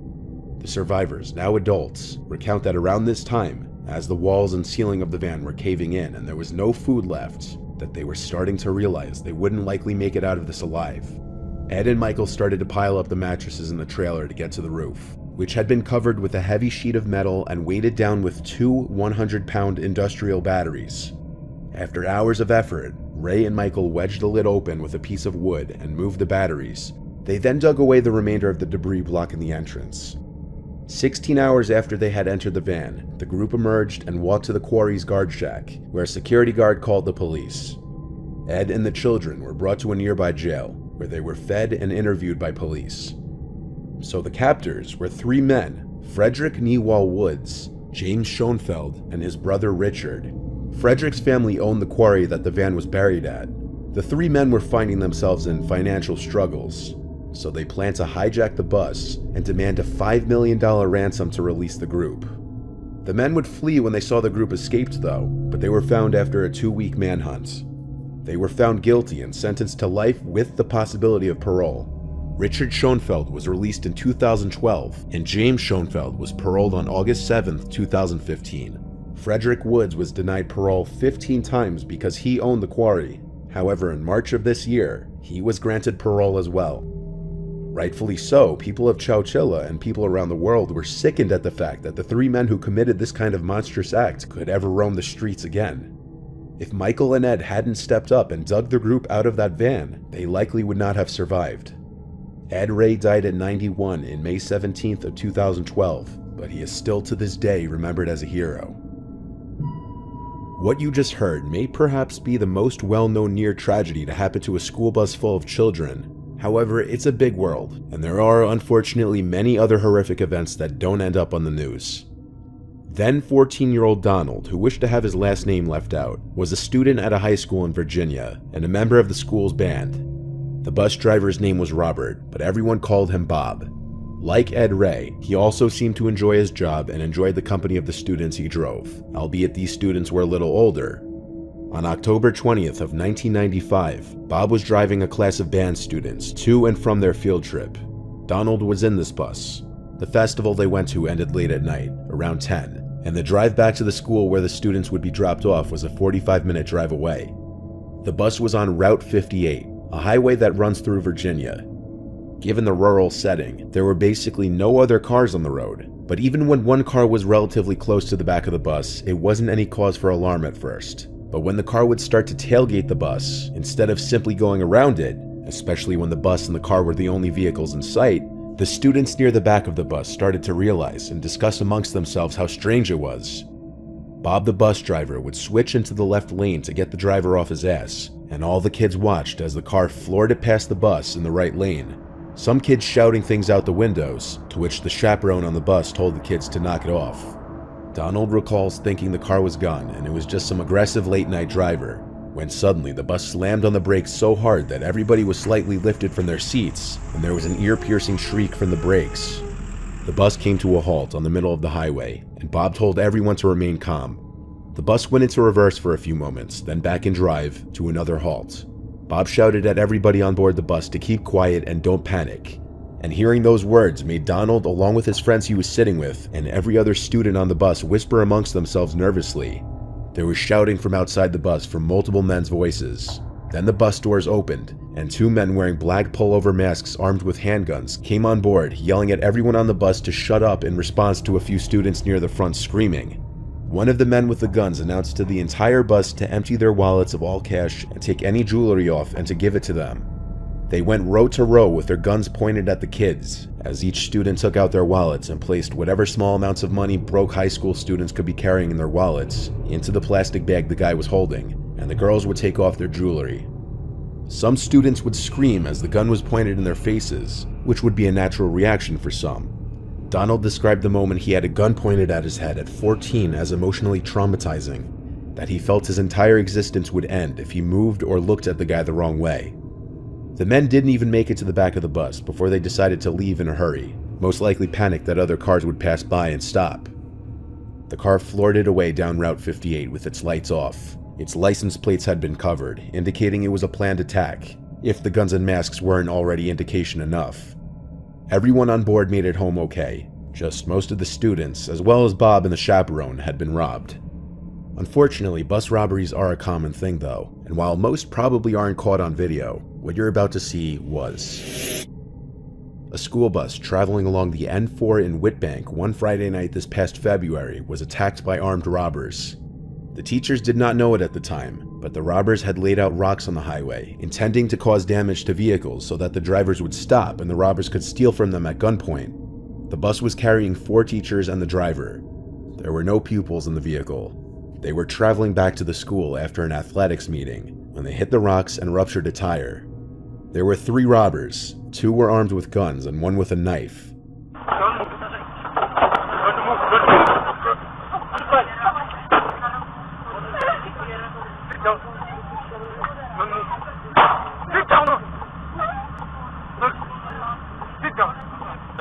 I need phone. Okay, yes, you can take it. Give me a phone. Why? Give me a phone. Where is that your car? The assailants stole cell phones, cash, jewelry, and a smartwatch. The bus driver was hit in the face with a gun and sustained a minor jaw injury, but that was the only injury. The robbers then fled the scene, and eventually a tow truck later pulled over to assist. One of the teachers borrowed the tow truck driver's phone and called her fiancé, who notified the authorities. Police soon arrived, and an investigation began. The robbers have still not been identified. Since buses can carry a lot of people, depending on the intent of the people looking to target them, they may see extra dollar signs just based on the amount of people on board alone. Even though you don't often hear about these things happening on the news, they do happen. In such situations where people are armed with guns, it's always best to just comply with their orders.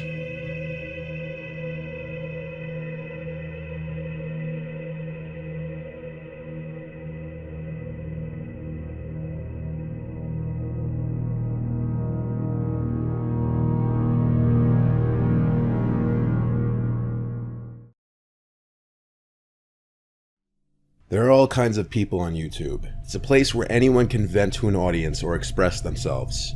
That's why these stories of YouTubers turned killers are especially disturbing, as their video histories in a sense document their descents into madness.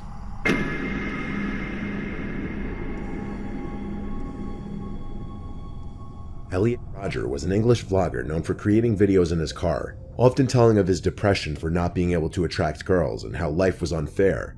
In most of his videos, Elliot displayed narcissistic tendencies by expressing his confusion and why girls don't pay him any mind despite his self-described good looks, good personality, nice car, and sense of fashion. I've been attending college in Santa Barbara for about 2.5 years now.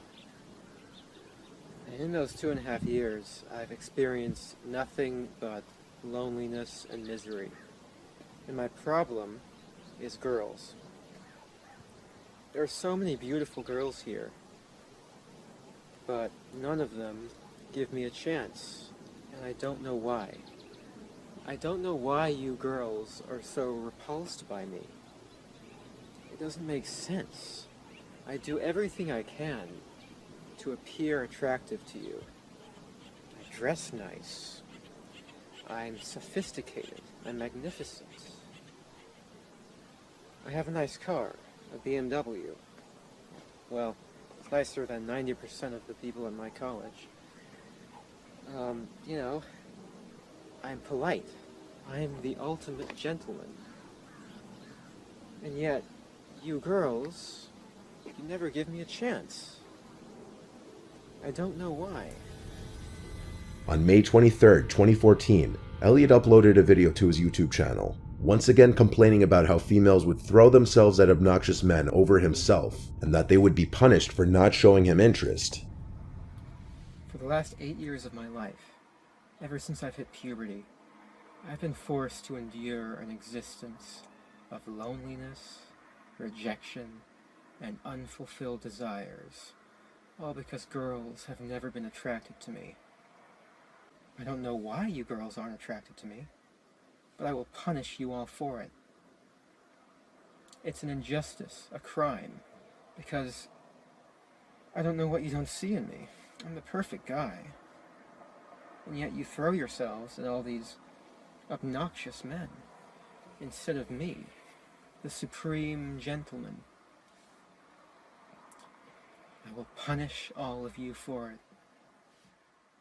That same day, Elliot made headlines for killing 6 people and injuring 14 near the University of California, Santa Barbara in the infamous 2014 Isla Vista massacre before taking his own life after a police pursuit. On that day, he stabbed 3 men in his apartment, and about 3 hours later, he drove to a sorority house, and after failing to get inside, shot 3 women outside and later shot a male student in a nearby deli. Elliot would later speed through Isla Vista and get into a gunfire exchange with police, suffering a non-fatal wound to the gut. During the police pursuit, Elliot would fire at the police from his vehicle and hit people with his car.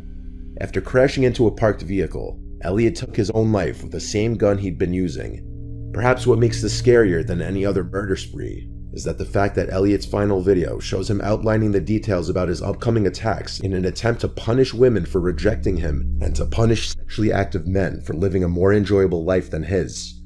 On the day of retribution, I am going to enter the hottest sorority house of UCSB.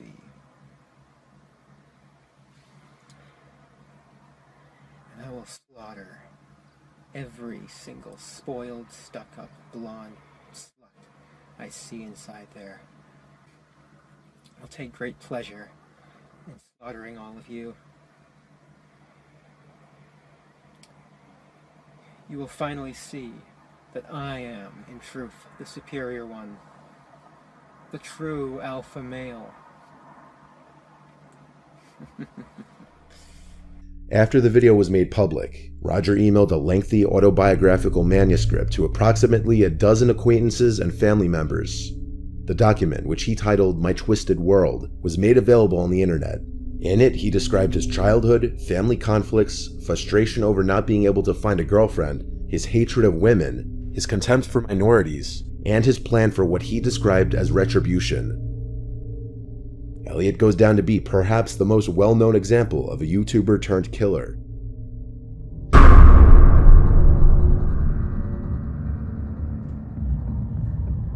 Trey Sessler, better known as Lenscat Productions or Mr. Anime, was an anime and film enthusiast who once reviewed anime on YouTube. Well, today I'm reviewing Maple Story. Let's get right to the Maple Story. There's a legendary tree that lives on Maple Island. Well, it used to live there. It was destroyed a long time ago. Back in 2006, Trey was known for basically kickstarting the YouTube anime community with his reviews. He helped inspire some of the biggest names in the anime community, and was generally considered to be a very well-known personality on the internet. But somewhere along the way, Trey's videos transitioned from being about normal things like anime, video games, and even talking about guns, to videos about serial killers, killing animals, and using real guns. In February 2012, he announced that he was taking a break for 2 to 3 weeks to reward himself for his work. This is just an update video to let you guys know that I'm going to reward myself with probably a 2 or 3 week break coming up here from YouTube videos, anime reviews in particular. I might do some blog stuff. I want to thank you guys a lot for sticking with me and watching the channel. I got more subscribers than ever. I have more views than ever, and everything is going really good. On March 20th, 2012, Trey took the lives of his mother, father, and older brother Mark. After committing the act, he wrote on the walls, "Why did I do this? I love my mom, dad, and brother."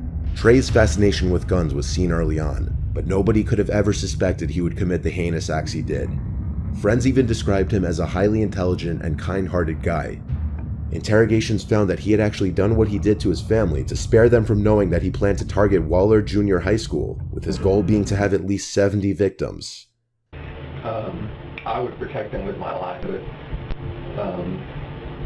at the same time, if anyone was going to hurt them, it was going to be me. Or they were the first immediate human targets in my sight. And if I was going to go out and do anything, they would have to go. And I'm like, there's my opportunity. Go ahead, go get him. A close friend of Trey's, Tyler Adams, claimed that Trey's mind had gone astray over the years, and the only true sign of his decline was that his videos and movies would get more and more violent as time passed. Once he was arrested, Trey was sentenced to life in prison. In late 2020, his channel was terminated.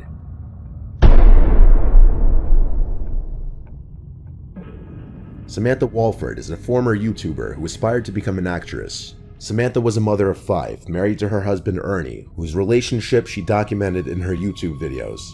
She would constantly complain about her husband working all the time, even though they had 5 children to support. She would also complain about his love for playing video games.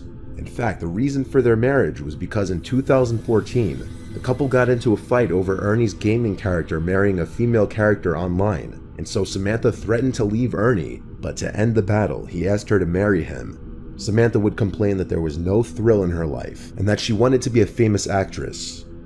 On the night of February 20th, 2015, Samantha would give her 5 children high dosages of Ambien so that they could sleep through what was going to happen that night. Samantha had hired 3 men to kidnap and murder her husband.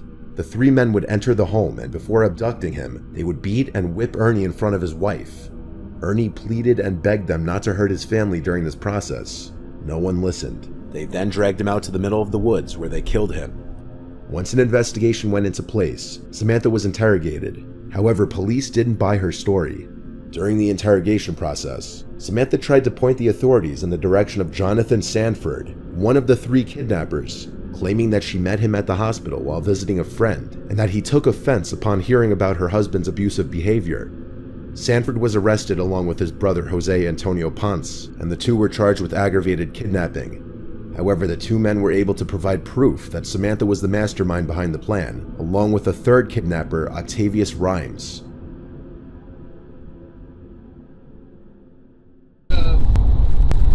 Talking about her relationship with me and Jay and my sister-in-law and all that, and me trying to talk to her and help her out and all that, because she seems like a good person to me. And she was explaining to me how he treats the kids and all that. If I ever see it, or if I happen to be around, or if I ever see her with bruises or the kids with bruises, that. So yeah, I said I'd whoop his ass. I did say I'd hospitalize him. I'm gonna put you down and make sure you can't come back up and whoop my ass as I'm walking away. Jonathan brings the sheriff to Ernie's body, a remote location in the woods. Ernie was in his boxers, having been beaten to the point that he was no longer coherent, right before Ponce shot him in the back of the head. The 3 men had initially planned to plant drugs in Ernie's vehicle and call the cops on him. However, things changed when Samantha requested that they just kill him. Samantha denied knowing the 3 men that did this, but her phone records would eventually prove otherwise, having been in contact with all 3 of them before the murder.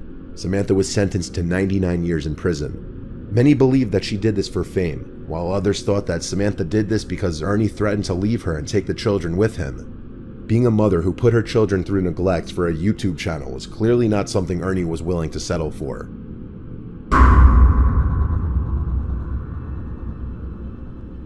Randy Robert Stair, who called himself Andrew Blaze, was a YouTuber who worked at Weiss Markets. He had kept detailed videos, recordings, and journals leading up to what he'd eventually do on his YouTube channel called Pioneers Productions, but also to other social media profiles and online forums. In these uploads, he expressed his willingness to end his own life while addressing the personal tragedies he's experienced, which led him to a depression. He would also begin to question his gender identity. The more I wore girl clothes, the more I felt like that was who I was. Like I felt like I was a girl, and I found out that I was. I was never meant to be a guy. I was just a female soul trapped in a man's body my whole life. And as he continued his downward spiral, he would begin to provide detailed explanations of his plans for carrying out a shooting, and explained his belief that these murders would allow him to cross over to an animated world he'd imagined. Randy also had a concerning obsession with the Columbine High School massacre, and seemed to look up to the perpetrators Dylan and Eric as his heroes. Randy's YouTube channel featured short sketches and collaborations he had done with other content creators, but in 2014, due to a number of alleged unfortunate events that had happened in his life, Randy explained to his audience that he'd be taking his content in a different direction. This led to the creation of Ember's Ghost Squad, a series based on a fictional character from the Nickelodeon show Danny Phantom, due to his obsession with the character Ember McLean. On the night before the shooting, Randy uploaded a final video titled Westboro High Massacre. In it, he describes his hatred towards the people involved with the series because of how he believes they screwed him over. It then featured an animated sequence depicting him and one of the characters from Ember's Ghost Squad firing into a fictional high school, before ending with montages of previous videos explaining the motives behind the shooting. But, my life's not been the greatest. We've all got problems. It's not just me. Everybody does. And then sometimes those things just make you make bad choices, The next day, Randy arrived for his late night shift at Weiss Markets during closing time at around 11 p.m. Randy went to the back of the store to the crew area and blocked an emergency exit at the far back of the store. He then continued with his duties, stocking shelves and cleaning up from the previous day. Randy then went back to the crew area in the back of the store, blocked the remaining exits, then locked the automatic doors at the main entrance to the store. He then pulled out 2 shotguns that he had concealed in a duffel bag and walked around the store and took the lives of 3 co-workers. One co-worker who managed to survive and escape called the police, but by the time police had arrived, Randy had already taken his own life.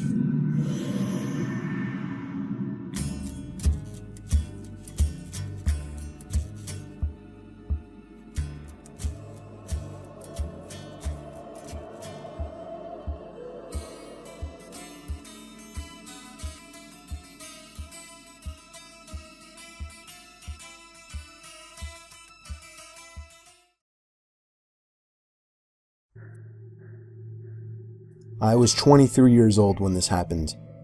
I'm 27 now, and there hasn't been a week that has gone by that I haven't thought about this trip.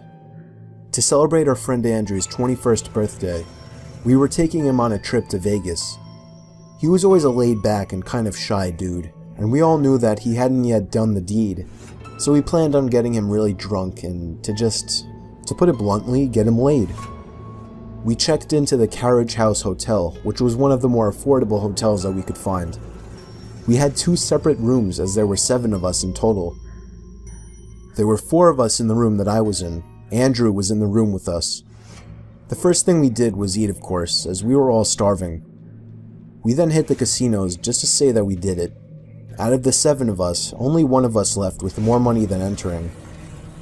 We checked out a bunch of different bars, and as the night went on, things got more blurry and everything got funnier. We got into a nightclub that was going wild. We caught 2 of our friends, John and Eddie, walking out with girls. They shot us the about to get lucky look, and we understood. The rest of us were trying to pressure Andrew into approaching a girl, but even in his drunk and somewhat loosened up state, he was still too shy to approach anybody or even dance. It got to the point where we were desperate to find somebody for Andrew. We could already foresee that he wouldn't meet any girls at this rate the whole trip. We left the club in search for a working girl. You may think our actions were weird, but as most people were by that time, we were completely hammered. We approached a girl walking alone, acting like a couple of retards, asked the girl if she would be interested in hanging out with our friend Andrew, who was very noticeably not quite as messed up as us, but still intoxicated nonetheless. The girl wasn't anything special. I could say that even in the state I was in, but we wanted Andrew to have a good time. I don't quite remember what she said in direct response to me, but I remember her voice being slightly deep to the point that I looked at my friend. I also have this slight memory of her analyzing Andrew from head to toe. Again, I don't remember what she said, but it led to her grabbing Andrew's arm and the 2 of them walking off down the sidewalk. We laughed as we could see how awkward Andrew already felt. None of us thought it was weird what just happened though. But just out of curiosity, to see what was going to go down, we decided to trail behind them. They didn't seem to exchange any words. In fact, it appeared as if the girl was pulling him. We followed for about 15 minutes, I would guess. It could have been much longer, but I wouldn't really know. It was a darker and quieter street. The 2 of them stepped into what we assumed was an apartment building, and we all laughed. But we were so proud and happy for him too. There was no point in us waiting there, so we went back to the club. At around 2 in the morning, we headed back to the hotel. Andrew wasn't in either of the rooms. I was starting to sober up a little, and a bit of concern began to arise in me. John and Eddie, who weren't with us earlier, were shocked to hear about what happened. We all kind of assumed Andrew was just spending the night with the girl. Still, it was out of character for Andrew doing anything like this, so it was just weird. I texted him and tried calling him. He never answered, but my friends told me to relax. I crashed minutes later. I woke to a ringing sound. At first, with my mind still in sleep mode, I assumed it to be an alarm clock and tried tapping at my phone to turn it off. As my head began to return to reality, I realized the phone was ringing. It was Andrew's number. I literally felt my heart drop for whatever reason. I told my friends who were already awake from the ringing. I answered, and was greeted to heavy breathing on the other end. It was Andrew, and he sounded as if he were having some kind of panic attack. I put him on speakerphone so everyone could hear. Andrew began whispering into the phone. Most of it was incomprehensible, but we made out some of what he said. We heard him whisper, "It was that woman. Guys, you gotta get over here right now." We tried to engage him, but he wasn't answering anything we were saying. The other end went silent. We were all basically screaming into the phone, asking if he was alright, where he was, what was going on. I was already shaking in my skin at that point, but what happened next only made it 10 times worse. Something broke the silence on the other end. The sound of a door being opened with force, followed by the shrill and horrific screaming of Andrew, before the sound of the call ending. We were all freaking the fuck out. I called the police and tried to remember the address, or at least the street. We were so messed up last night that I couldn't even remember the route that we took. One of my friends claimed he did, though. The police came over to the hotel and they escorted us. My friend seemed to remember exactly where the building was. He guided the police past the club, down the side roads, and eventually to the building. 2 officers from the front car went inside. We were to wait by the other car. A few minutes felt like hours, waiting in anticipation and in fear of the worst. One of the officers stepped out. She came over to us and asked us to come inside to confirm if the dead body belonged to Andrew. I felt like the entire world just collapsed on my head as John and Jerry both started crying. They didn't want to go in, so I followed the officer into the building, which turned out wasn't an apartment at all, rather some kind of dark, abandoned storage building. There was the dead body, leaning out from the open closet. The emotionless face, mouth lifelessly hung open, staring up at the ceiling. It was horrible, but it wasn't Andrew. I knew it right away. The most noticeable feature, this boy had blonde hair, while Andrew had black hair. The officers had already scoped the whole place out, so they didn't know what to do. I took a look in the closet that I had a feeling Andrew was hiding in. Nothing. Not even his cell phone. We all did our best to forget about it, but a little more than a month later, I got a phone call during the middle of the night once again. I picked up. There was a bad reception and nobody was saying anything. I was about to hang up when a faint yet familiar voice said, "Jesse?" "Andrew?" I yelled. The sound of a door slamming in the background on the other end was the last thing I heard before the call ended. He didn't pick up after the 5 times I tried ringing him. So what did I do? I called the police and had them trace the call. The call was not coming from Nevada at all. No, it was coming from New Jersey. In fact, our own town, and a house not too far away. They said they were sending somebody to the house, but that wasn't enough for me. I had to go there myself. I GPSed that address, hopped in my car, and floored it the whole 5 minutes it took to reach the address. It was a vacant house on a corner. I sneaked up to the front door and put my ear against it to listen for anything inside. Nothing. I crawled around back where I found an open window. I listened for a moment. There were the sounds of small snaps and cracks from upstairs. The kinds of sounds you hear from somebody standing or moving on wood. I was sure that he was in there. I hopped inside, but I didn't even get to begin my search before noticing something at the edge of the hallway. Somebody was standing there, facing me, but I couldn't see their face. All I could see were their pale, exposed legs and long black hair down past their shoulders. It was a woman.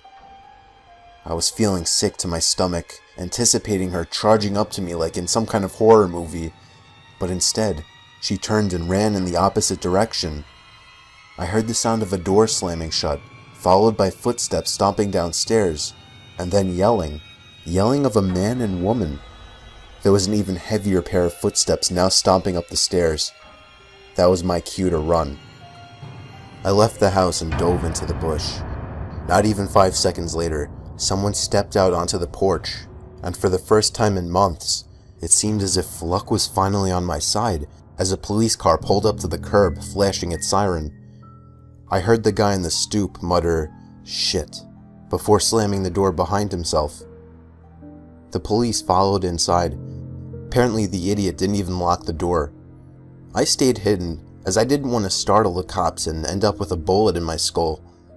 I waited by the car out front, and minutes later, one of the officers came outside with the guy in cuffs. I introduced myself and warned that there was also a woman in there, but they never found the woman. In fact, one of the bedroom windows were completely open, which implied that she escaped. Andrew was found upstairs, locked in a closet. He was in horrible shape, malnourished, hair long and dirty. You could smell him from a mile away. The police ran the records for the man. He was never married, so they really had no way of finding out who the woman was. He even claimed that he had only known her for a day. Nothing made sense, and it still doesn't. Andrew admitted that he was raped, beaten, and hardly fed. I can't even imagine admitting something like that to someone. The girl that originally escorted him to that building was only there to collect payment from what he described as the operators. For some reason, they forced Andrew to give them his hometown and addresses of everyone that was with him that night, which explained why they were in our town, but not actually why they were in our town. Like, what their intentions were. To kill us? To add us to whatever kind of sex slave operation they were running? I'm the only person he's told out of our group of friends, and whenever somebody asked about it, I just said I don't know what happened. Things were finally starting to look up, when a few days later, I got a text message from a random number one late night, saying, "Fuck you." Whoever it was blocked me, as I couldn't respond, so I just blocked them back. It happened again the next week, and then the next month. Sure, I had the idea that it had something to do with the incident, but I had no idea it would be taken as far as it was. I woke up one night with a hint of brightness in my room. There was light from outside, in the backyard, shining ever so slightly through the closed blinds. It wasn't sunlight. It was the backyard porch light. I could see a shadow moving in front of the blinds. Somebody was definitely out there. I couldn't really see out of the crack at the bottom of the blind, so I inched it up ever so slightly. There was somebody standing by the window, looking right at me, as if they were waiting for me. But they were gone before I could even think about grabbing my phone to get a picture of them. I strongly believe it was that woman I saw in the house. That was the last time I saw or heard from anyone involved in this shit. Nothing of this whole situation has made a single ounce of sense, even with the best explanation Andrew could give me. I don't see a point in getting into how Andrew and everyone else is doing, as it's nothing interesting. The only thing I can say is I'm waiting for the next time I see any of these animals, and I'll be ready to call the police or take them on myself.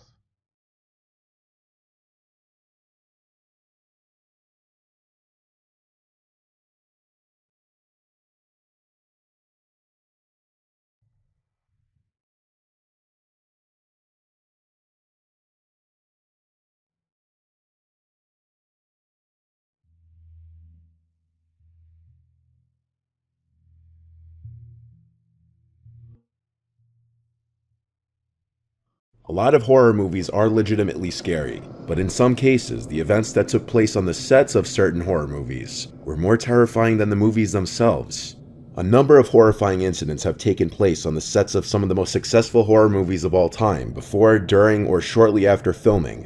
Whether these incidents were fatal accidents, cruel twists of fate, or some sort of evil curse still remains debatable. Perhaps a good place to start would be the Amityville Horror House, whose events may start to seem even scarier when you learn that horrors also took place on the sets for both the 1979 movie and the 2005 remake.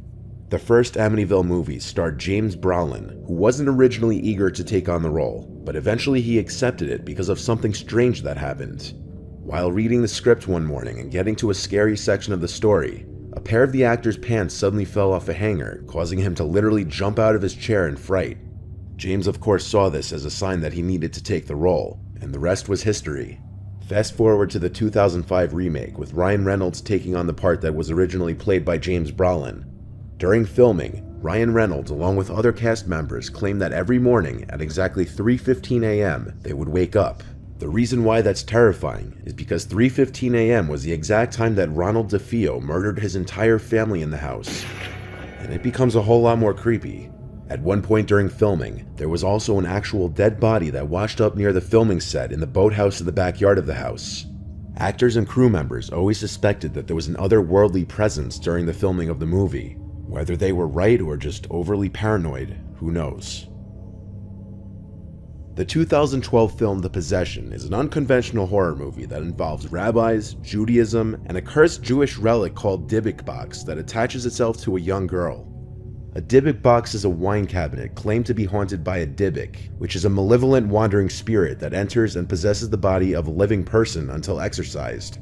What happened on the set of The Possession left even the star of the movie, Jeffrey Dean Morgan, feeling very uneasy, and he already had a lot of experience acting in horror movies and shows under his belt. Some of the seemingly supernatural things that happened included lights exploding for no apparent reason, as well as chilly breezes wafting through closed sets for no particular reason. But the scariest incident occurred when the storage facility where all the movie props were being held caught fire and burned to the ground. A team of investigators concluded that the fire was not started from an electrical fault or arson, but the actual cause for the fire couldn't be determined. The Dybbuk box used in the movie, which played an important role in the movie, was destroyed in the fire, and the cast and crew later refused to allow the movie's producers to replace the Dybbuk box for fear that it was cursed. The Conjuring is a movie that's supposed to be based on the true story of the Perron family, who claimed to be tormented by supernatural entities in their Rhode Island home in the 70s. While several of the family members spent time on the set during filming, the mother refused to go anywhere near it, as she was convinced that several unexplained events that plagued the filming of this movie on set were proof that the spirits hadn't finished with them yet. For instance, when members of the Perron family were visiting, a furious gust of wind suddenly rose and seemed to swirl around them. However, nobody could see any movement in any of the trees just opposite them, movement you'd expect to see from any normal gust of wind. Just a couple days later, the hotel that the actors and movie crew were staying in caught fire and everyone had to be evacuated. And it doesn't end there. James Wan, the movie's director, recalls working late in his office one evening when his dog started growling at something. He would get up to investigate, but he couldn't find anything that would be antagonizing the dog. However, the dog had his sights on something across the room. It seemed he had focused on an unseen entity in one corner of the room. James took a break from working after this, having been legitimately freaked out. Vera Farmiga, who played the role of a paranormal investigator in the film, refused to take the script home with her, as she said it made her feel uneasy. She also couldn't read it at night because she became paralyzed by fear whenever she tried. After a phone call discussion with James Wan, Vera opened her laptop screen, and there were 3 digital claw marks from the upper right diagonal to the lower left. This wasn't the last time it happened, though. Her next experience came a few months later, literally on the day that she completed work on The Conjuring. She returned home to upstate New York, and when she woke up the next day, she discovered what she describes as 3 claw mark bruises across her thigh. In 1983, a movie based on the Twilight Zone series was released. During filming, actor Vic Morrow was killed on the set. Deaths on movie sets have happened many times, but what makes this extra disturbing is the fact that Morrow appeared to predict his demise just a year earlier. A year before filming of the Twilight Zone movie began, Vic took out a $5 million life insurance policy on himself, explaining to friends and family members that he had a premonition something bad was going to happen to him on an upcoming movie. He had seen it in a dream he had. Unfortunately, his premonition came true, because while filming a scene involving a helicopter for the Twilight Zone, the helicopter crashed and decapitated him. 2 child actors were also killed in the accident, which prompted a lengthy investigation and court case. It was later revealed in court that the movie's concept artist unintentionally drew an identical image in his sketches to what actually happened, a burned-out helicopter in the middle of a river, essentially foreshadowing the accident. The accident led to civil and criminal action against the filmmakers, which lasted nearly a decade. One of the children's fathers testified that he heard John Landis, the director, instructing the helicopter to fly lower. All 4 parents testified that they were never told that there would be helicopters or explosives on set, and they had been assured that there would be no danger, only a lot of noise. John Landis and 4 other crew members would be found not guilty on the 3 charges of manslaughter, having been the first time a director was charged due to a fatality on a film set.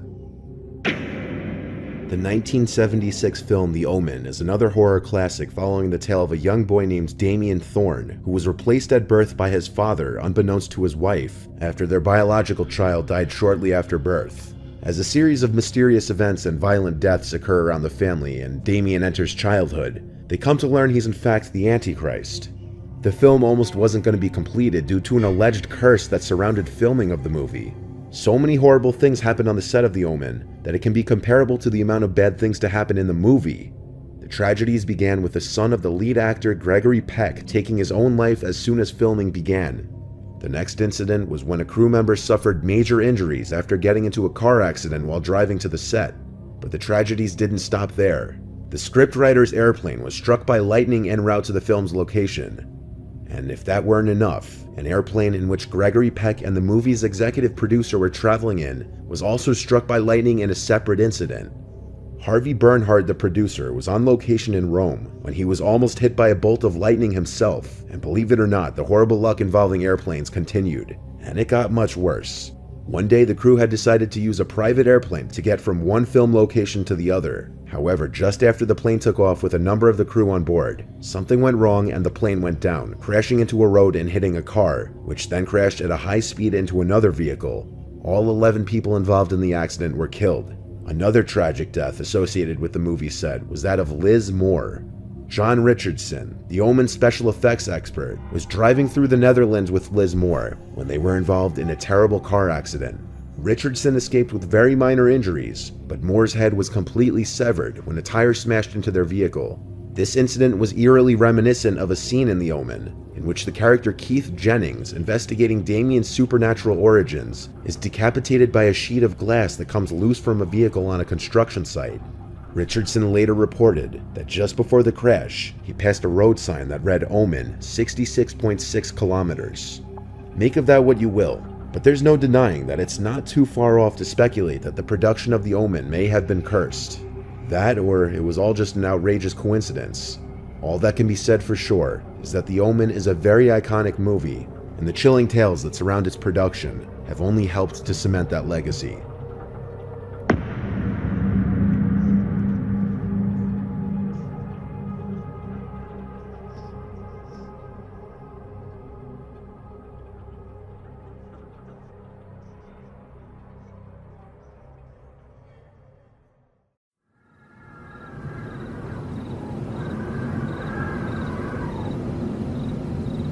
It was Halloween night of 2007, freshman year in high school, and I was with my friends, Ivan, Ryan, and Jesse. We were all dressed as the Super Mario characters. I was Luigi since I was the second tallest. Ivan was Mario since he's short and buff. Not that Mario was buff. Jesse was Waluigi because he's freakishly tall and skinny, and Ryan was Wario because he's just really fat.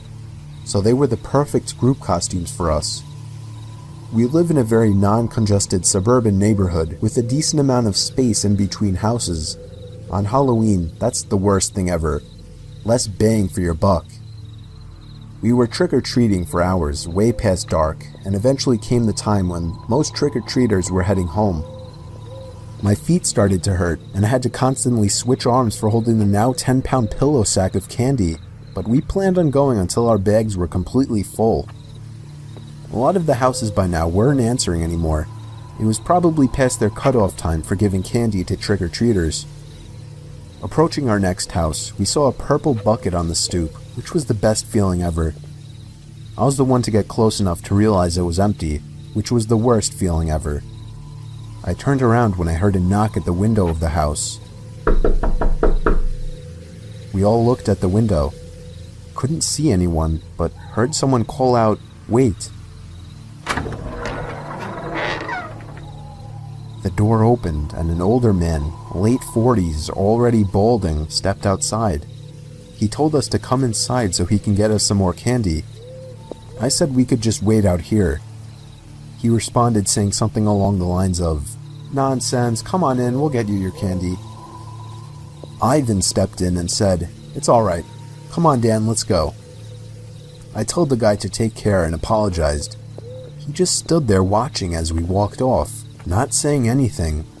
I felt bad, but at the same time, that guy seemed like a creeper, and I figured I just dodged a bullet not going in there. If the story ended there, it wouldn't be scary, so of course, it didn't end there. We skipped a few of the guy's neighboring houses just to get further away, and continued on with our business. We were walking down close to the nature preserve now, so there weren't many houses around us. At this point, we were now walking back closer to Jesse's house. I noticed Ryan had stopped walking, and I turned around to see what's up. He said he heard someone moving from behind the trees in the preserve. Now this was before everyone's phones had flashlights, so we couldn't just go searching in the woods for someone. Besides, we were just telling Ryan that it must have been a raccoon or something. You may think this is a bit of a cliche, but when things like this happen in real life, you always assume the more logical possibility. It's just natural. Why would we assume we were being followed? I had to put my arm around Ryan's shoulder and nudge him forward. A little ways down the street, me and Ivan picked up on the sound as well. When we all stopped, the sounds of the footsteps from beyond the trees stopped as well. Ivan yelled at the obvious stalker to go away, or we would beat the shit out of them. I knew he was just bluffing though. I could hear the nervousness in his voice. The snap of a twig from beyond the trees triggered a fight-or-flight response in all of us. Me, Jesse, and Ryan all ran for it. Ivan was at first charging to attack, but he quickly followed after realizing we had all taken off. We ran down the dark street, and we all noticed the sounds of at least 2 or 3 pairs of footsteps crushing the twigs and leaves in the woods. We banked it hard right down Jesse Street when it finally came up, and ran straight for his backyard, entering his house through the back door. The first thing we did was peek out through his living room window. We couldn't see anyone. We all had to gather our thoughts and discuss what the hell just went down in his living room, when all of a sudden we heard Jesse's backyard gate slam shut. Jesse dove to turn off the lights. There was a click and a bang from down in the den. It was more than likely Jesse's back door. We all agreed to go down armed with knives and face them. Jesse turned on his back door light, but there was nobody out there. Just then the front door opened, and we all screamed like animals. Jesse's mom and sisters came rushing downstairs. They had just gotten home from their friend's little house party. We all rested assured knowing it was just them. Jesse explained what happened, but made it seem a lot less dramatic. Me and Ivan went home after that and called it a night. At 12:30 a.m., I got a disturbing text message. It was from Jesse. It said, "It wasn't my mom." I texted back saying, "What?" He responded back quickly, saying, "It wasn't my mom in the backyard." My fingers slammed the buttons on my phone, responding back, "What do you mean?" There was a long pause before he finally told me that his mom and sisters said they never went in the backyard. I told him to immediately check the backyard from his upper deck. He had already done just that. He also told his mom everything, and she had already called the police. They didn't find anyone back there, but Jesse did mention the guy who invited us in while trick-or-treating. Nothing ever became of that, and nothing ever happened at Jesse's house again after that one Halloween night.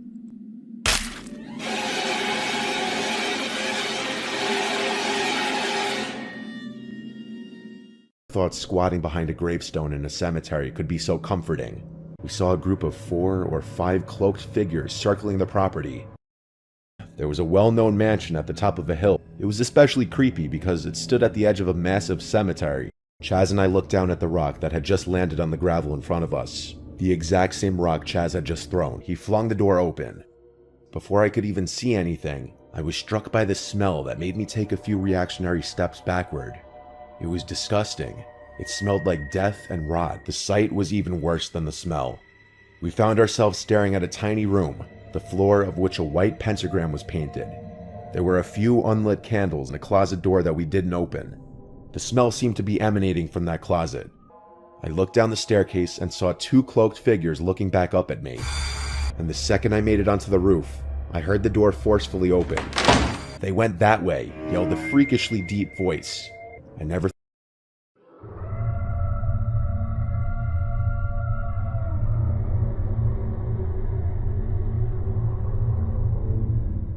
I was doing some night hog hunting in the woods near my backyard. I was hiding in the tower I had built about a decade ago. In case anyone's wondering, I of course had a night vision scope attachment. I guess I'm what you would consider a hardcore hunter. I don't want to bore you with the unnecessary story prolonging details, so I'll make this short. And I want everyone to know that though I agree this story sounds far-fetched and crazy, it is nothing but the truth. And I in a way actually consider myself lucky that I'll always have such a horrifying story to share. So, While I was sitting in the tower waiting for movement, it finally came. I took aim and found the source. But it wasn't at all a hog, or any kind of animal I was expecting. It was a person, a man wearing all black. Black sweatpants, black shoes, and a black hoodie with the hood over his head. But that wasn't the freakiest part. He was dragging a sack behind him. My heart started racing. I was pretty sure I was witnessing this guy trying to bury a body. I continued to watch him, but then he slowed down, and I swear to God, it looked as if he turned his head up to me. I ducked down under the wooden walls of the tower, shaking in my boots. Yes, I had a gun, but just the idea of using it against a person is horrifying. I lay low, praying to God that he hadn't seen me. It wouldn't make sense if he could, though. It's practically pitch black out here, or at least that was my logic. Seconds felt like an eternity as I waited for the footsteps in the leaves to move elsewhere, but I didn't hear any footsteps. All I heard was the sound of a foot hitting one of the wooden planks on the ladder of the tower. I felt the entire tower vibrate and shake as there were 2 more steps moving up the ladder. At this point, I was asking myself deep down, am I going to be able to shoot someone? But for some reason, whoever was down there decided not to climb all the way up, as I heard them jump back down to the forest ground and began dragging the sack away. I think I stayed frozen like a statue for at least 10 minutes before even peeking over the ledge again. The coast seemed clear. I had to get home and warn the police immediately. I hopped over the ledge and descended down the ladder. I turned on my pocket flashlight, which in hindsight was a stupid move considering the situation, and ran back in the direction of my house.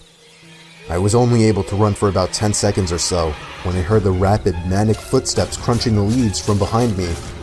I took a look over my shoulder, and there he was, inches away from my face. I spun around and shot him in the shoulder. He stopped and screamed in agony, and I took that moment to finish my dash to my house. Again, in hindsight, I should have held him hostage somehow, but that doesn't even matter now. I called the police, who showed up within 15 minutes with a whole search squad, and I led them all into the woods to the exact location where I shot him. There was a faint yet noticeable blood trail spilled onto the leaves which led past the body bag, which the cops seized, and eventually right to the maniac, who was hiding under a log next to a tree. He was arrested and tried for the murder of Jinkwen Sakanaki, a Japanese corner store owner. I don't know the full story behind it, but I do know I won't forget this one for the rest of my life, and I'll also be telling it for the rest of my life.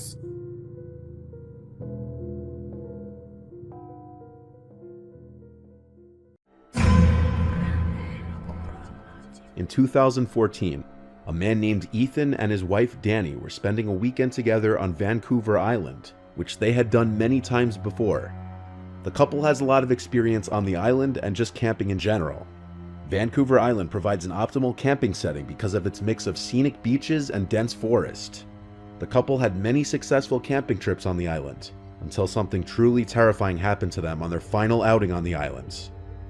Ethan and Danny were far from any roads or civilization, enjoying the solitude. They set up camp on a beach a good distance from anywhere and kept a fire going. To get to the trail leaving the beach was a kilometer along the beach and 2 kilometers to the road through the forest. The couple had met another camper named Leon from New Zealand, who they ran into earlier that day on the beach. Leon was planning on sleeping in his van, which he parked back up on the road. The couple invited him down to the beach for a fire, and the 3 shared a bottle of wine, talking amongst themselves around the fire. This is where things started to get a little creepy. The sun was starting to go down by this point, and the trio kept hearing what sounded like female voices from behind them in the bushes dividing the beach from the forest. It wasn't too dark out yet though, so it was still possible that they were just other hikers or campers nearby, or even a group who anchored offshore and the sound was just bouncing in a weird way. All 3 of them could agree that they were hearing female voices though. On that note, it was getting late and a little dark, so Leon said goodbye and set out to hike back to his car before it was too dark. Ethan and Danny stayed by their campsite and stoked the fire because Danny was starting to get creeped out by the voices, which continued on into the darkness. It sounded like two female voices speaking, but whatever that was being said was unintelligible. It sounded to the couple like the voices were not far beyond the tree line now. They stayed up very late tending to the fire, and only when the voices had finally stopped, they decided to put out the fire and go to sleep in the tent. Before doing so, the two had scanned the cove with a flashlight several times looking for boats that could have been the source of the talking, but there was nothing in sight. It was around 3 a.m. when they laid down finally, ready to catch some shut-eye. But about 15 minutes after they laid down, Ethan and Danny heard footsteps in the area around their campsite, over by where the fire was. They came from the direction of the bushes toward the inland behind them, a direction that was not traversable by people.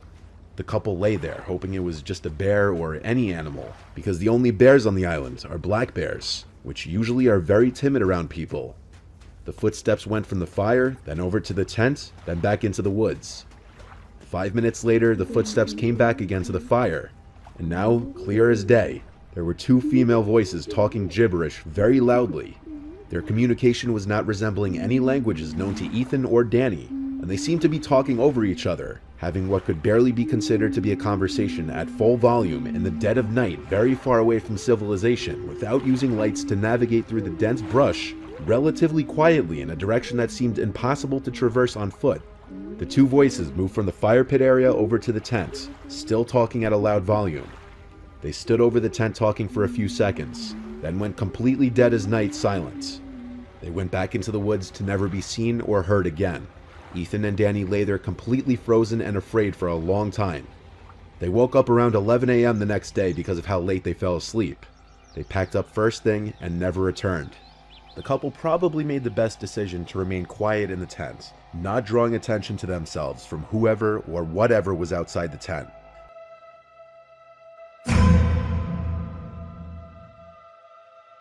The following pictures you're about to see were taken by hikers Kylie Cashwell and John Stone, who both live in Eagle Mountain, Utah, a small town south of Salt Lake City.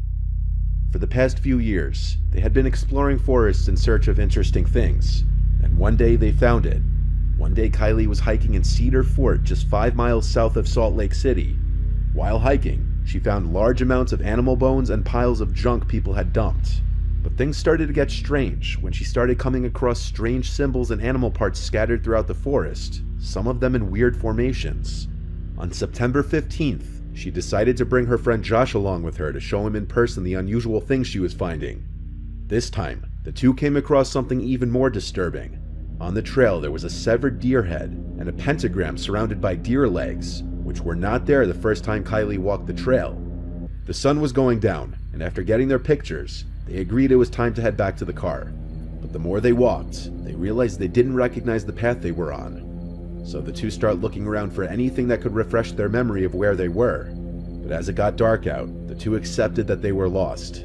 With nothing but their phone flashlights to navigate, they started getting the feeling they were being watched. As they picked up their pace, the two started to hear the trees and bushes moving at least 20 feet to their right, made more concerning by the fact that there was no wind that night. The two started to panic and hurried onto a trail they found, hoping it would take them back to Kylie's car. Just when things couldn't seem to get any worse, Kylie and Josh heard a scream so deep and horrific that it sounded neither human nor animal. The two sprinted down the trail, Kylie making a conscious effort not to look back, but Josh did. And Josh claimed to see a large black figure on the trail behind them, too big to be a human. The two made it to the car by some stroke of luck, losing whatever was chasing them. So they left the forest and went straight home. Upon doing research, Kylie found documents of common cult practices reported in those woods, as well as numerous murders and disappearances that happened in the area throughout the years. Like Ethan and Danny in the first story, Kylie has not returned since. Deep in the woods in northern Germany, two friends were hiking in an area formerly territory of the German Democratic Republic when they came across these strange periscope-like pipes protruding from the ground. Feeling either brave or foolish, they decided to investigate further. They discovered a doorway hidden behind several bushes, covered by a large wooden lid. What they found hidden beneath the ground is a pretty disturbing piece of history. The doorway led to a huge abandoned army bunker. There were several tunnels leading off in different directions, which intersected a long central corridor. There were so many different directions to go that exploring the place felt like going through a maze to the two friends. They tried not to stray far away from each other in fear of getting lost. That's how big the place was. As they ventured deeper into the structure, they came across German writing on the wall, which translated to "help." Curiosity still got the better of them, and they continued deeper into the bunker. And as they did, the structure became more and more decayed. More writings were found on the walls, this time reading, "Hello Satan, I love you." Some of the rooms and corridors were flooded and smelled like sewage. They made their way into a very large room with a strange machine in the center. It's very possible the previous occupants had fled the bunker in a hurry, as there was a single shoe still stuck in the sludge on the floor. Why wouldn't someone have time to grab one shoe unless they were in a hurry? The structure was believed to be an old military bunker, possibly used for shelter by the Nazis during World War II. But why did the soldiers seemingly leave in such a hurry? And whether they were the ones who had written the warning messages on the walls is unknown. In this last story, for the person's safety, I'll refer to him as just Bill. Bill is an avid hiker who in 2016 was visiting his brother upstate New York near Downsville. Bill's brother owns a small house and a barn up there, and from time to time Bill and other family members would go up to visit. This was in the late fall, and so the foliage was already mostly orange, and more than half of the leaves had fallen off the trees. Bill was hiking a narrow trail which was not far from his brother's place. This trail is in the middle of a very rural area, and it connects from the occasional property to property. So when Bill stumbled across a duffel bag on the ground in the middle of the woods, it was a surprise. The duffel bag looked like it was relatively new. It didn't look dirty as if it had been sitting in the woods for an extended period of time. There was a foul odor emanating from the bag, however, like something rotting inside. Bill assumed the worst, but he knew he had to open the bag to see what's inside in case it actually could have been a person. He was building up the courage to open the zipper to the bag, but before he could, he heard footsteps approaching from off the trail and a voice saying, "That's mine, please don't touch it." A large man in a dirty jacket and jeans was quickly approaching from the woods and grabbed the duffel bag off the ground. The two exchanged looks for a moment. Bill told the man he assumed the bag was forgotten by someone, and the man told him he was storing his kill from his hunt in the bag. Even though Bill isn't a hunter, he knew it's standard to use a cooler for storing fresh kill, not a duffel bag of all things. This also wouldn't explain the foul smell so soon, as usually dead bodies only start to smell after a few days, not right after death. So he apologized and continued walking down the trail, with a little more speed in his step. It's likely the man noticed Bill's nervousness, because he heard the duffel bag get dropped on the floor as he was walking away, but as he looked back, he didn't see the man anymore. Bill nervously continued along the trail, taking out his phone to try to call his brother for an emergency pickup by the road, but he didn't have any reception in the woods. All he could do was press forward and avoid crossing paths with that man again. But as he continued on, he kept hearing leaves crunching from not far behind him, and any time he'd look back, the coast seemed clear. But eventually, his fear that he was being followed became real. He saw that man following him in the distance in a stalkerish manner, hiding behind a tree. Without thinking, Bill started to run as fast as he could down the trail. He knew he was being followed without even looking back, because he could hear the leaves being crushed for not too far behind him. Bill came to an abandoned-looking property with overgrown grass, and having grown too winded to continue running, he attempted entry to the old house through the back door, and was able to get inside. Bill hid under a cot in the first bedroom he found, and he heard the back door open again, followed by heavy footsteps moving in a hurry.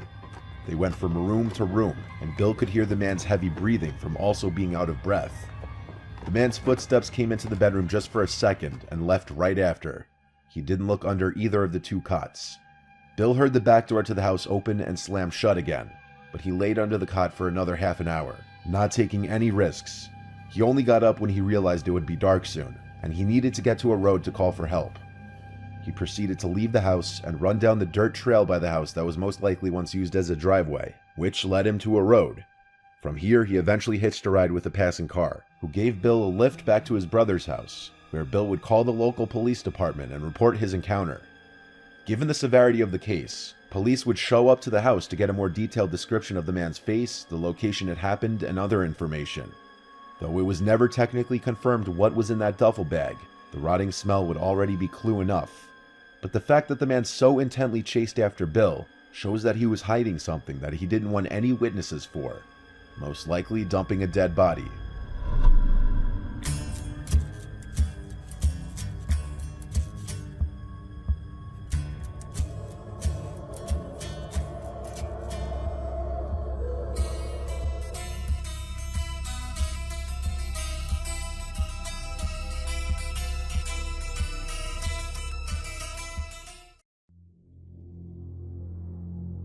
This story follows Ivan, a man who lives in the neighborhood of the arts in a small western New York City.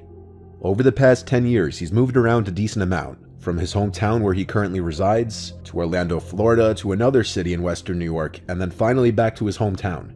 He had lived in a couple different apartments since moving back to his hometown, none of them anything special, until he finally found what seemed to be the perfect apartment in the attic of an old mansion that was converted into apartments.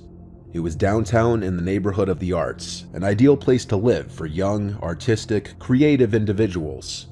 Ivan moved in with one of his childhood best friends since it was a 3-bedroom and he would need roommates in order to maintain the rent for the place.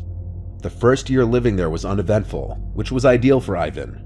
As far as neighbors, there were 2 men who were likely a couple that always got into fights so loud that everyone in the building could hear, and on one occasion, one of them locked the other out of their apartment naked, and given that the mansion was across the street from a school, the cops were called. But as long as they didn't involve Ivan or his roommates, they would try to stay out of any of the drama. After about a year of living there, a young couple, a guy and a girl in their late 20s to early 30s, moved into apartment 2, and they seemed friendly at first, and always said hi when passing in the hall or anytime Ivan would be hanging out on the front porch. They were pretty decent neighbors for the first year to year and a half that they lived there. One day, Ivan came home from work and noticed that someone had put some furniture on the front porch. Ivan immediately assumed it was the couple in apartment 2 since they had an entrance to their apartment right on the porch. As he was getting ready to head into the building, the guy living in apartment 2 came out and introduced himself as John and told Ivan that he wanted to build a community within the apartment building. Ivan, being a people person and caring about his community, was initially all for this idea. For the next few days, Ivan would come down after he got home from work and hang out on the porch since it was springtime and he wanted to enjoy the nice weather. He would sit on the couch on the porch and either read a book or work on his computer, and for the time being, it seemed nice that the community porch was set up. A few days after he met John, Ivan found him and another one of his neighbors talking on the porch about something that happened.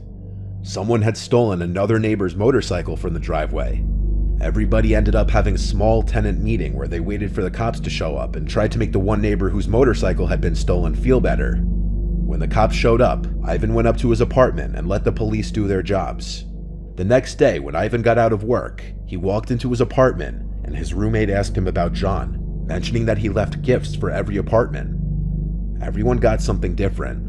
Ivan and his roommate's gift was a shoebox filled with comics, books, toys, and chocolates. The roommates agreed the gifts seemed odd, but at the time, Ivan's odd gesture could still just be seen as friendly. But then, Ivan's roommate told him something that started to make him uncomfortable about John. His name wasn't John, it was Sean. Ivan considered the fact that maybe he misheard his name since they can sound similar, until he remembered that the guy even spelled out his name for Ivan as John when they first talked. Later on that same night, Ivan's other roommate, who had moved in at the end of the previous year, came home after seeing his daughters and told Ivan that Sean was outside asking for him. He told him that when he was walking up to the building, Sean had come out from the shadows of the side of the building, wearing only a pair of shorts. He asked Ivan's roommate to have him come down and help him get something out of his trunk.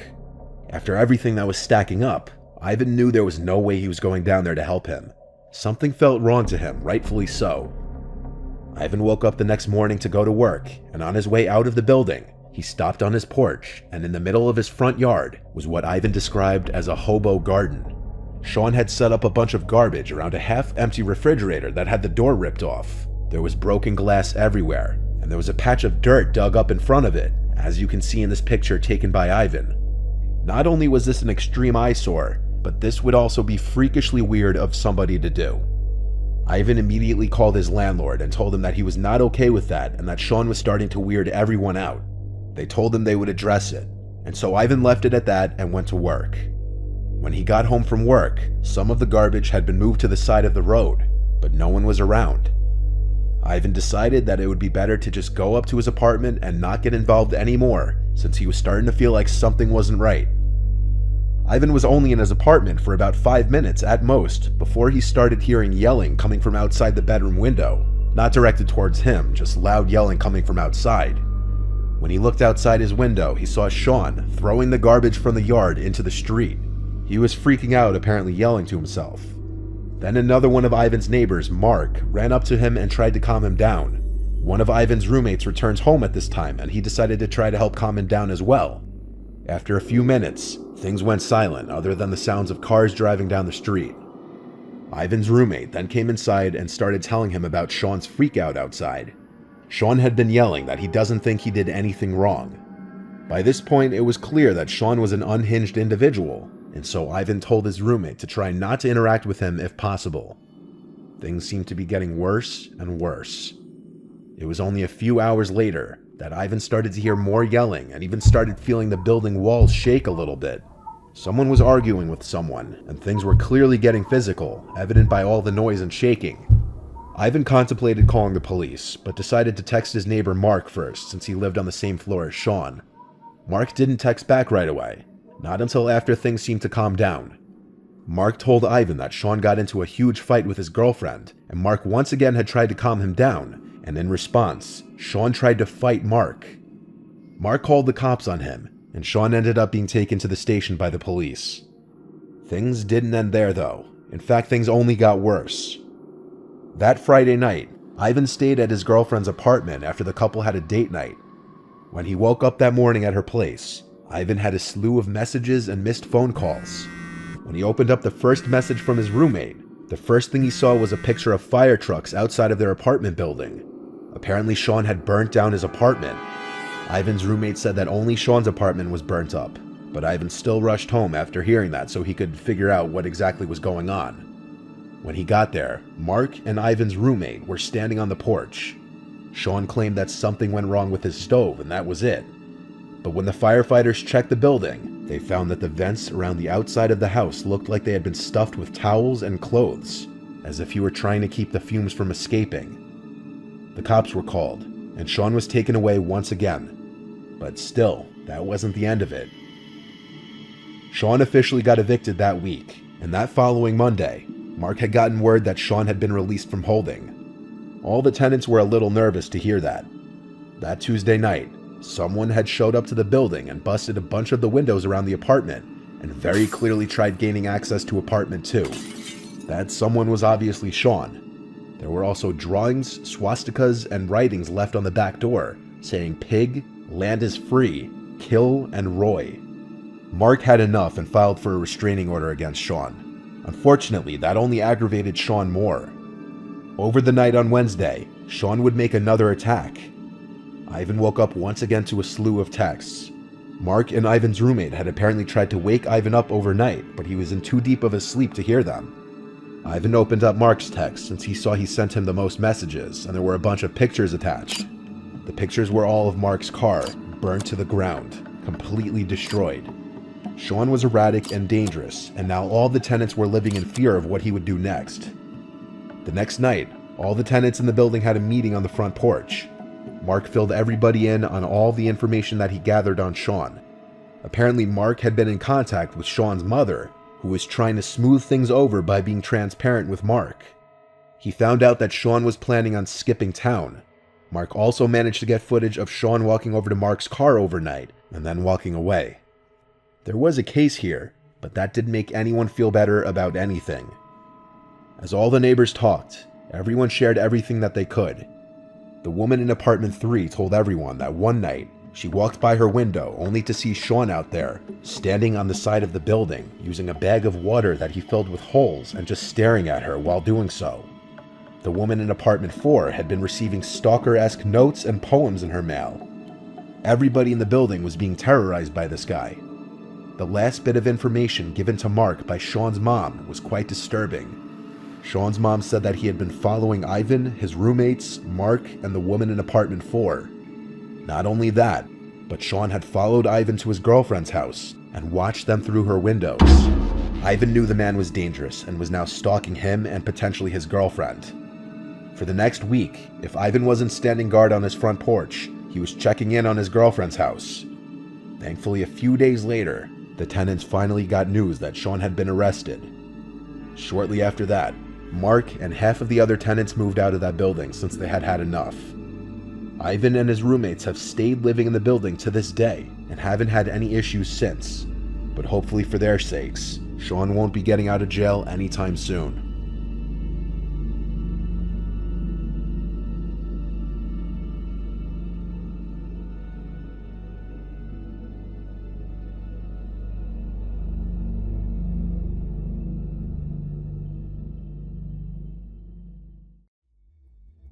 What you're about to see is the discovery made by the YouTuber Connor Kelly in the McCoy Mine in Lander County, Nevada.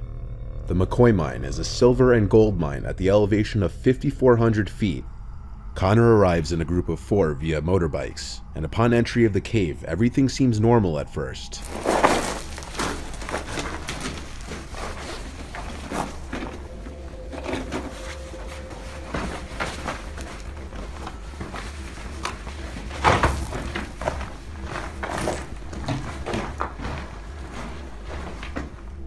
But as they get deeper into the cave, Connor notices something reflecting the light of his flashlight. As they get closer, they realize what it is.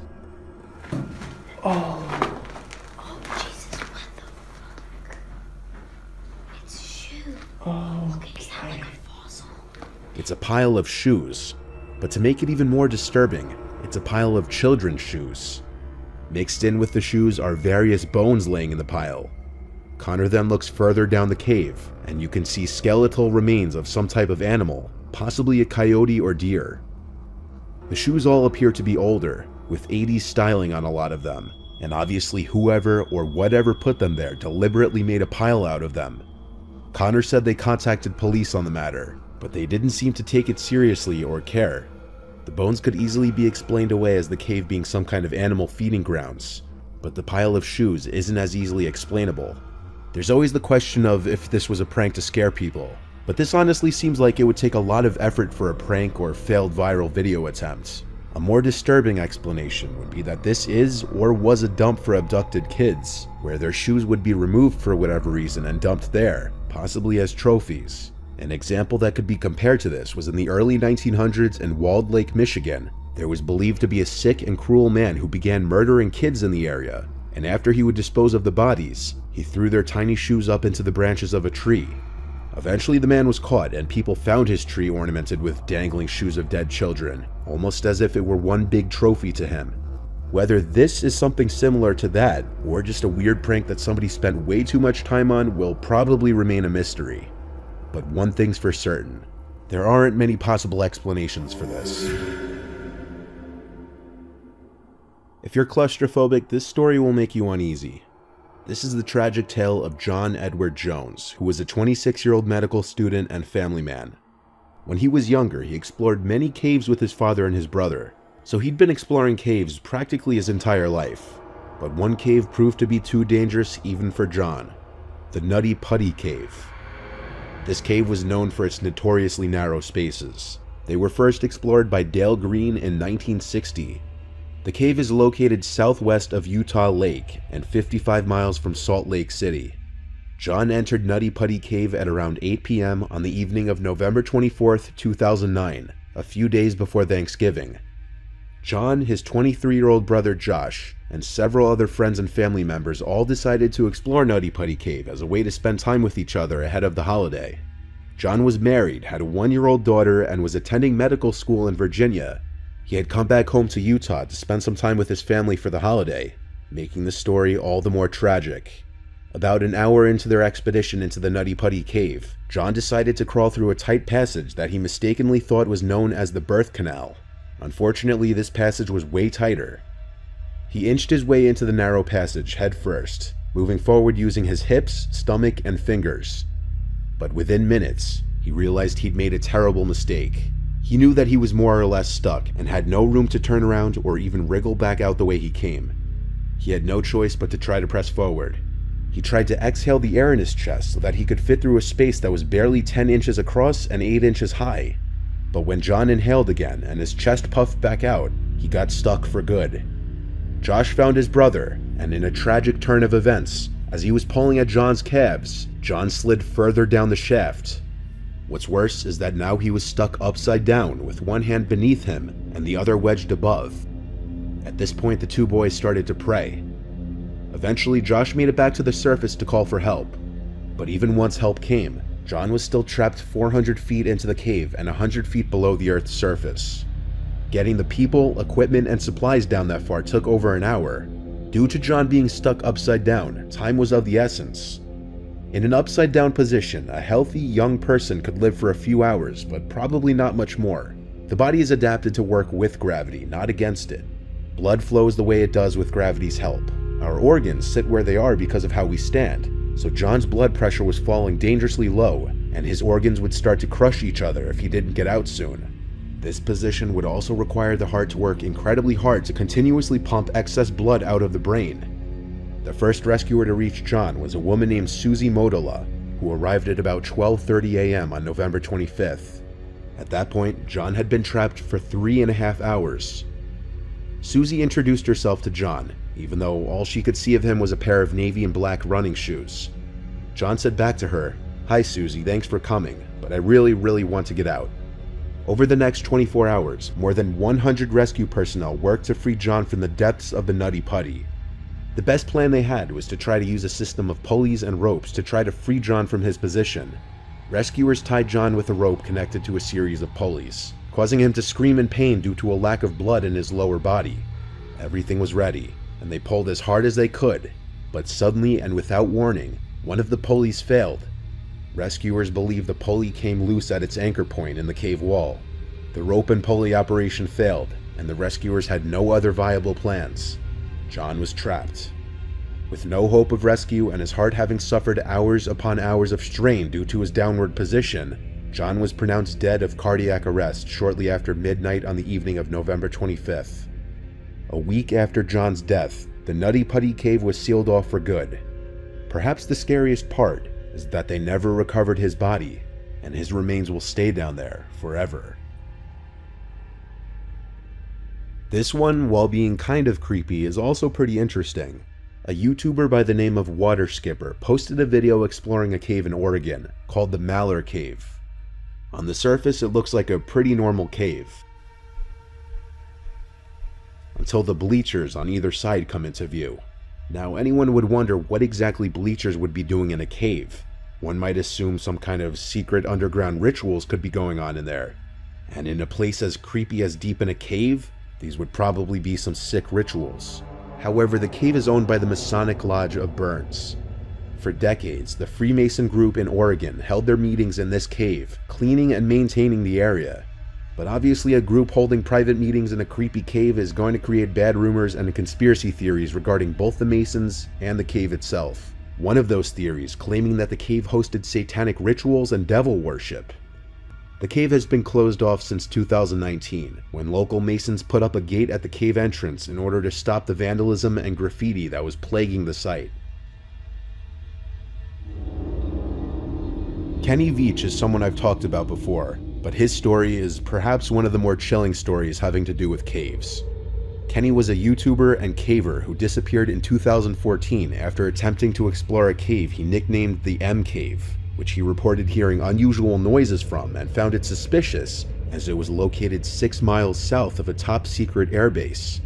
As he began to enter the cave, he claimed his whole body began to vibrate. The more he went into the cave, the worse the vibrating became. He said he suddenly became very afraid and hightailed it out of there. He uploaded this video to talk about his experience with the cave. I got to still go over another ridge and then go all the way down a big crevice that's real narrow and gets kind of scary. I'm looking for a cave that I found, and I didn't have a sidearm when I was here before, and something about that cave just spooked me. Out of all the caves I've ever gone in, this one just made my body vibrate. The closer I got to it, the crazier my body felt, and I was like, all right, I'm not gonna go in there right now, but I'm coming back someday. And I talked to some people on YouTube, and I told them, hey, I'm coming out here, you know, because they kind of called my hand on it. So I don't know if there's going to be anything to it, but it might be interesting. If I can find it, I got to relocate it, and this is a big mountain range I'm in. Of course, the internet being what it is, people made fun of him and accused him of making the whole thing up, or at least fabricating the story. Basically, Kenny was pressured into going back to the cave a second time, even though he was afraid to enter it the first time. Kenny gave in to the pressure and returned to the cave, and he has not been seen since. His phone was found in an abandoned mine entrance, but no body was ever found. Kenny was an extremely nice and likable guy, making his disappearance and likely death all the more tragic. People believe that given the close proximity to the airbase, Kenny was actually murdered by the government. Proponents of this theory believe that the M cave Kenny discovered was an entrance to some kind of top-secret government facility due to its close proximity to Nellis Air Force Base and Area 51. They believe that the vibrating sensation Kenny felt while near the cave was a defense mechanism to keep civilians from entering. Under this same theory, Kenny saw government secrets within the cave and was kidnapped by US soldiers when he emerged. A YouTuber by the name of Abandoned Mines 11 posted a video of what he believes to be the M cave that Kenny described, and it's pretty credible. The cave appears to have been walled off and sealed, preventing access inside. Okay, I made it up here to the entrance of this M cave. There's the one side of it, comes down and then goes back up there and down. Now, this doesn't look to be very deep at all, and it looks like they were trying to wall it off. There's stacked rocks right there, as well as behind me here, like right there. The YouTuber finds multiple items on the floor, like planks of wood and a beer bottle with no label, possibly a bottle Kenny was carrying. Most interestingly, he finds an Area 51 warning sign, which actually may back up the theories that this was some kind of entrance to an underground facility owned by the government. But this is all speculation, and what actually happened to Kenny is still unknown.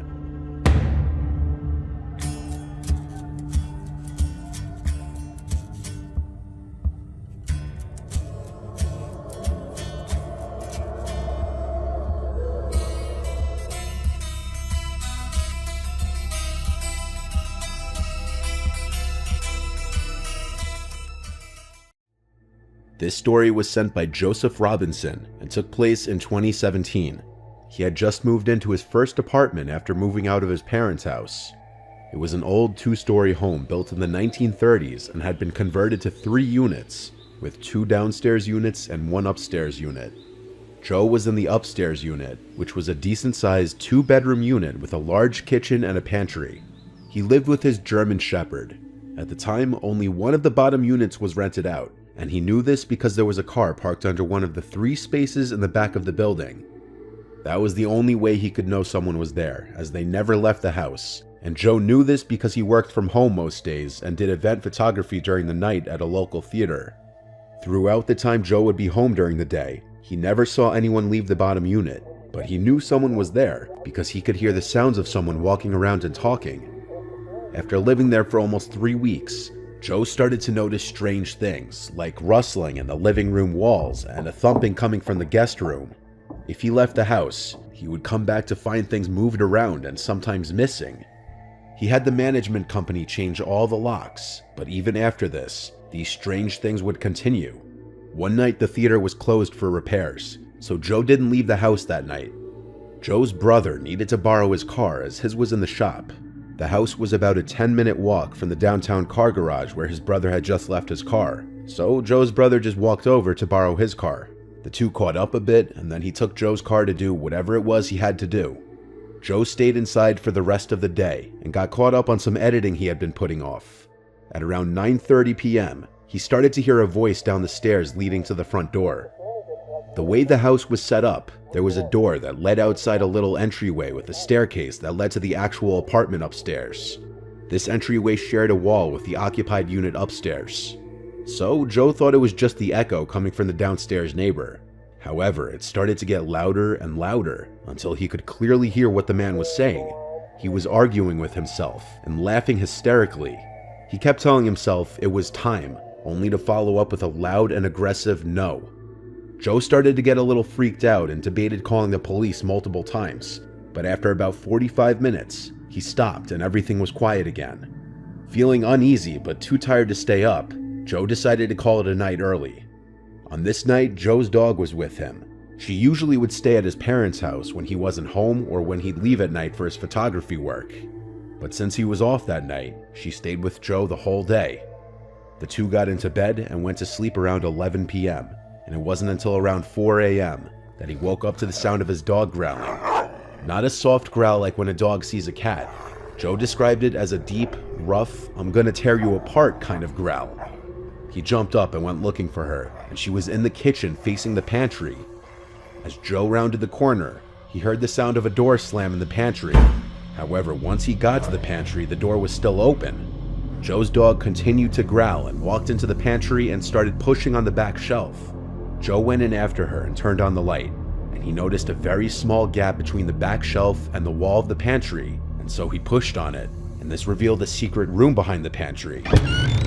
Joe's dog tried to run inside, but he caught her before she could go too far. There was a small hallway with a drop down at the end of it. Joe didn't go inside though. He called the police immediately. They came and he explained the situation. They went downstairs and got Joe's neighbor to open his door. What they found was disturbing. They found a large hunting knife and a panel missing from a wall in his closet that led to the room in Joe's pantry. The building owner said it was what was left after the renovation that turned the home into 3 units. Joe moved out that week. Shortly upon moving into their new home, a Utah couple found something that wasn't included on the listing for their home. That might sound exciting, but what they found to them was anything but exciting. The couple stumbled across a hidden room in their house, and it looked exactly like a torture dungeon. The couple found the entryway to this hidden den behind a pretty average-looking bookcase in a room that appears to be just an ordinary lounge. The wife/mother said that the bookcase positioned against the wall looked off, so she decided to try and move it elsewhere. And this was when she soon realized that the bookcase was actually secured on and was disguising a secret door that the couple had no idea existed. The room wasn't included on the listing, nor mentioned by the realtor or the previous owners of the home.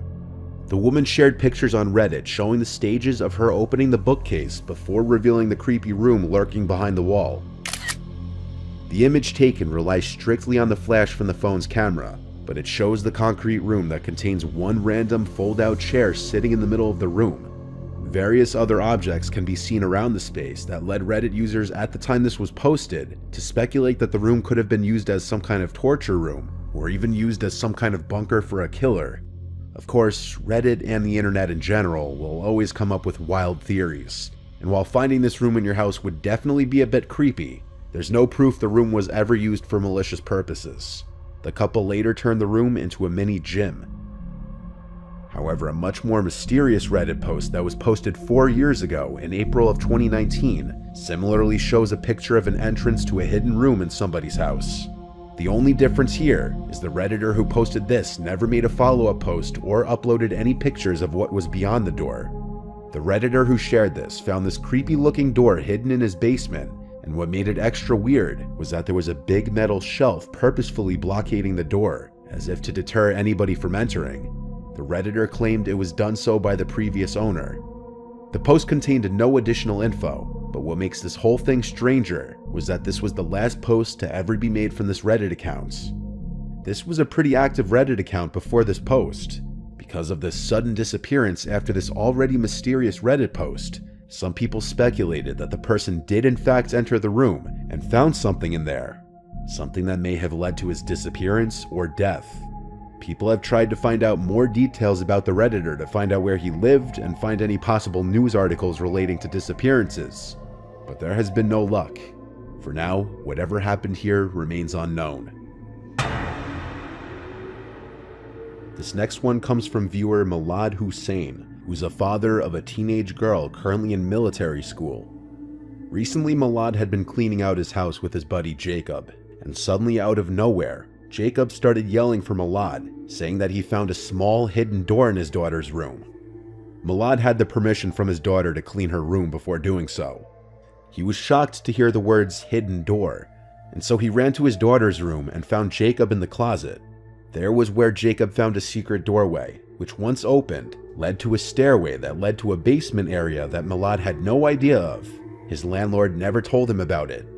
Milad included this image of the stairs leading to the small basement. Once they got to the basement, they found themselves in a small room with a horrid smell. So horrid, in fact, that the two men considered leaving the basement altogether. Inside the basement was a small table covered in weird dark red stains with a big book, a total of 28 pens which had no ink left, and a mountain of trash with an old laptop on the table. The two men wondered if someone used to live down there a long time ago simply based off how old the laptop was. Malad then decided to look inside the book, and he was heavily disgusted by its contents. There were writings of somebody's plans to brutally slaughter the bullies from school, and he recognized the handwriting to be that of his daughter. One short passage in the book read, "Goodbye world, goodbye. There's nothing in this world. I'm useless. I have a Glock in my hand while writing this. I will pull the trigger anytime soon. I'm slowly destroying myself. Help me." On another page of the little diary, there was a note that said, "I will rip Blank into shreds and drown her in her own blood. I have no remorse for what I'm doing. I am aware that I'm going to murder someone who caused me pain and shame for the past 9 years. You will regret it. Say hello to my new weapons." The third image from the diary he attached was a diagram of her school and her plan on targeting it and her bullies with her friend who was experiencing the same issues as her. Unfortunately, all the images were pretty blurry. I'd say it's safe to assume Malad confronted his daughter after finding these notes, but I was never able to get confirmation from him as he never replied to any of my emails, unfortunately. This last story comes from a viewer named Sal from Hope Mills, North Carolina. In the summer of 2022, he and his friend Connor moved into an upstairs apartment in a two-family home in town. They didn't sign a lease or anything. It was a listing they found on Facebook Marketplace that offered month-to-month rentals. Sal contacted the landlord Tom, who did not live in the house. There was a tenant already living in the downstairs apartment who drove a red pickup truck that was almost always in the driveway. The upstairs apartment was decent, nothing too modern or fancy, but they saw it as a nice temporary place to escape from their parents' houses. The apartment had 2 bedrooms, ample closet space, a living room, 1 bathroom, and a small kitchen. The 2 bedrooms were on opposite sides of the floor, with a long hallway connecting them, and the living room in the middle of the hallway. All of the rooms and the hallway were carpeted. There was a big closet in the hallway that would otherwise be used as a jacket closet, but given that they were only going to be there for the summer, they were going to use this as a small storage closet. Right from the get-go, Sal would feel like he'd be hearing noises coming from above the apartment, usually cracks in the wood that he would keep dismissing for normal house noises. But on one of the first nights in the apartment, right above Sal in his bed, he heard what he was almost positive were footsteps. The cracks in the floor were moving, and they were at a steady pace. Sal went over to Connor's room and knocked on the door to ask him if he was hearing the sounds too, but by this point, the cracks stopped. Sal freaked out Connor with this because they were already on the upper level. Anything above them would be the attic, but they were not told of any attic by the landlord. The next day, Sal texted Tom asking if there were an attic, and Tom replied no there wasn't, and that any sounds that would come from above would just be the pipes. So once again, Sal would dismiss the sounds he heard for house noises. The sounds would continue for a few nights. Then one day, after getting home from work, Sal was home alone. Even the downstairs tenant was out. So even in the seemingly empty house, there were clear as day footstep type sounds coming from above Sal's head. He decided to look around the place for a potential attic door. There were no attic doors in either of the bedrooms or living room. He checked the big closet in the hall, and he noticed something peculiar. There was a hanging plastic garbage bag blocking something. He moved it aside to realize there was a white door, and beyond the door was a stairway leading up to another door. Sal quietly went up the stairs and opened the rickety-looking wooden door at the top, and what was beyond the door was the last thing he ever expected. There was a cramped, unkempt-looking apartment up there. He caught just a glimpse of a small, dirty kitchen, a living room with a small, old sofa, and an open doorway that led into what he presumed to be a bedroom. Sal stated that it smelled like human waste up there, and the unbearable stench was about to chase him out of there anyway, before he heard cracks in the floor come from inside that small bedroom-looking room. Sal quickly left the floor back down the stairs he came up. He locked himself in his room and called 911.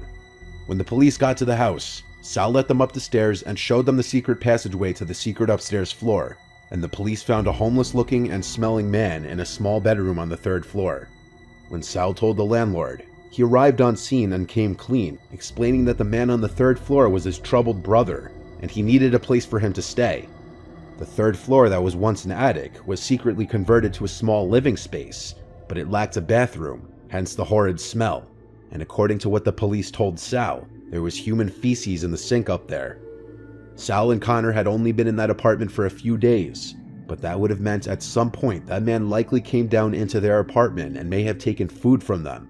The landlord was arrested for breaching a number of tenant privacy rights, which even without a lease, month-to-month renters are still protected under these laws. Sal and Connor both pressed charges on top of this, and they moved out all of their stuff the same day this happened with the police nearby.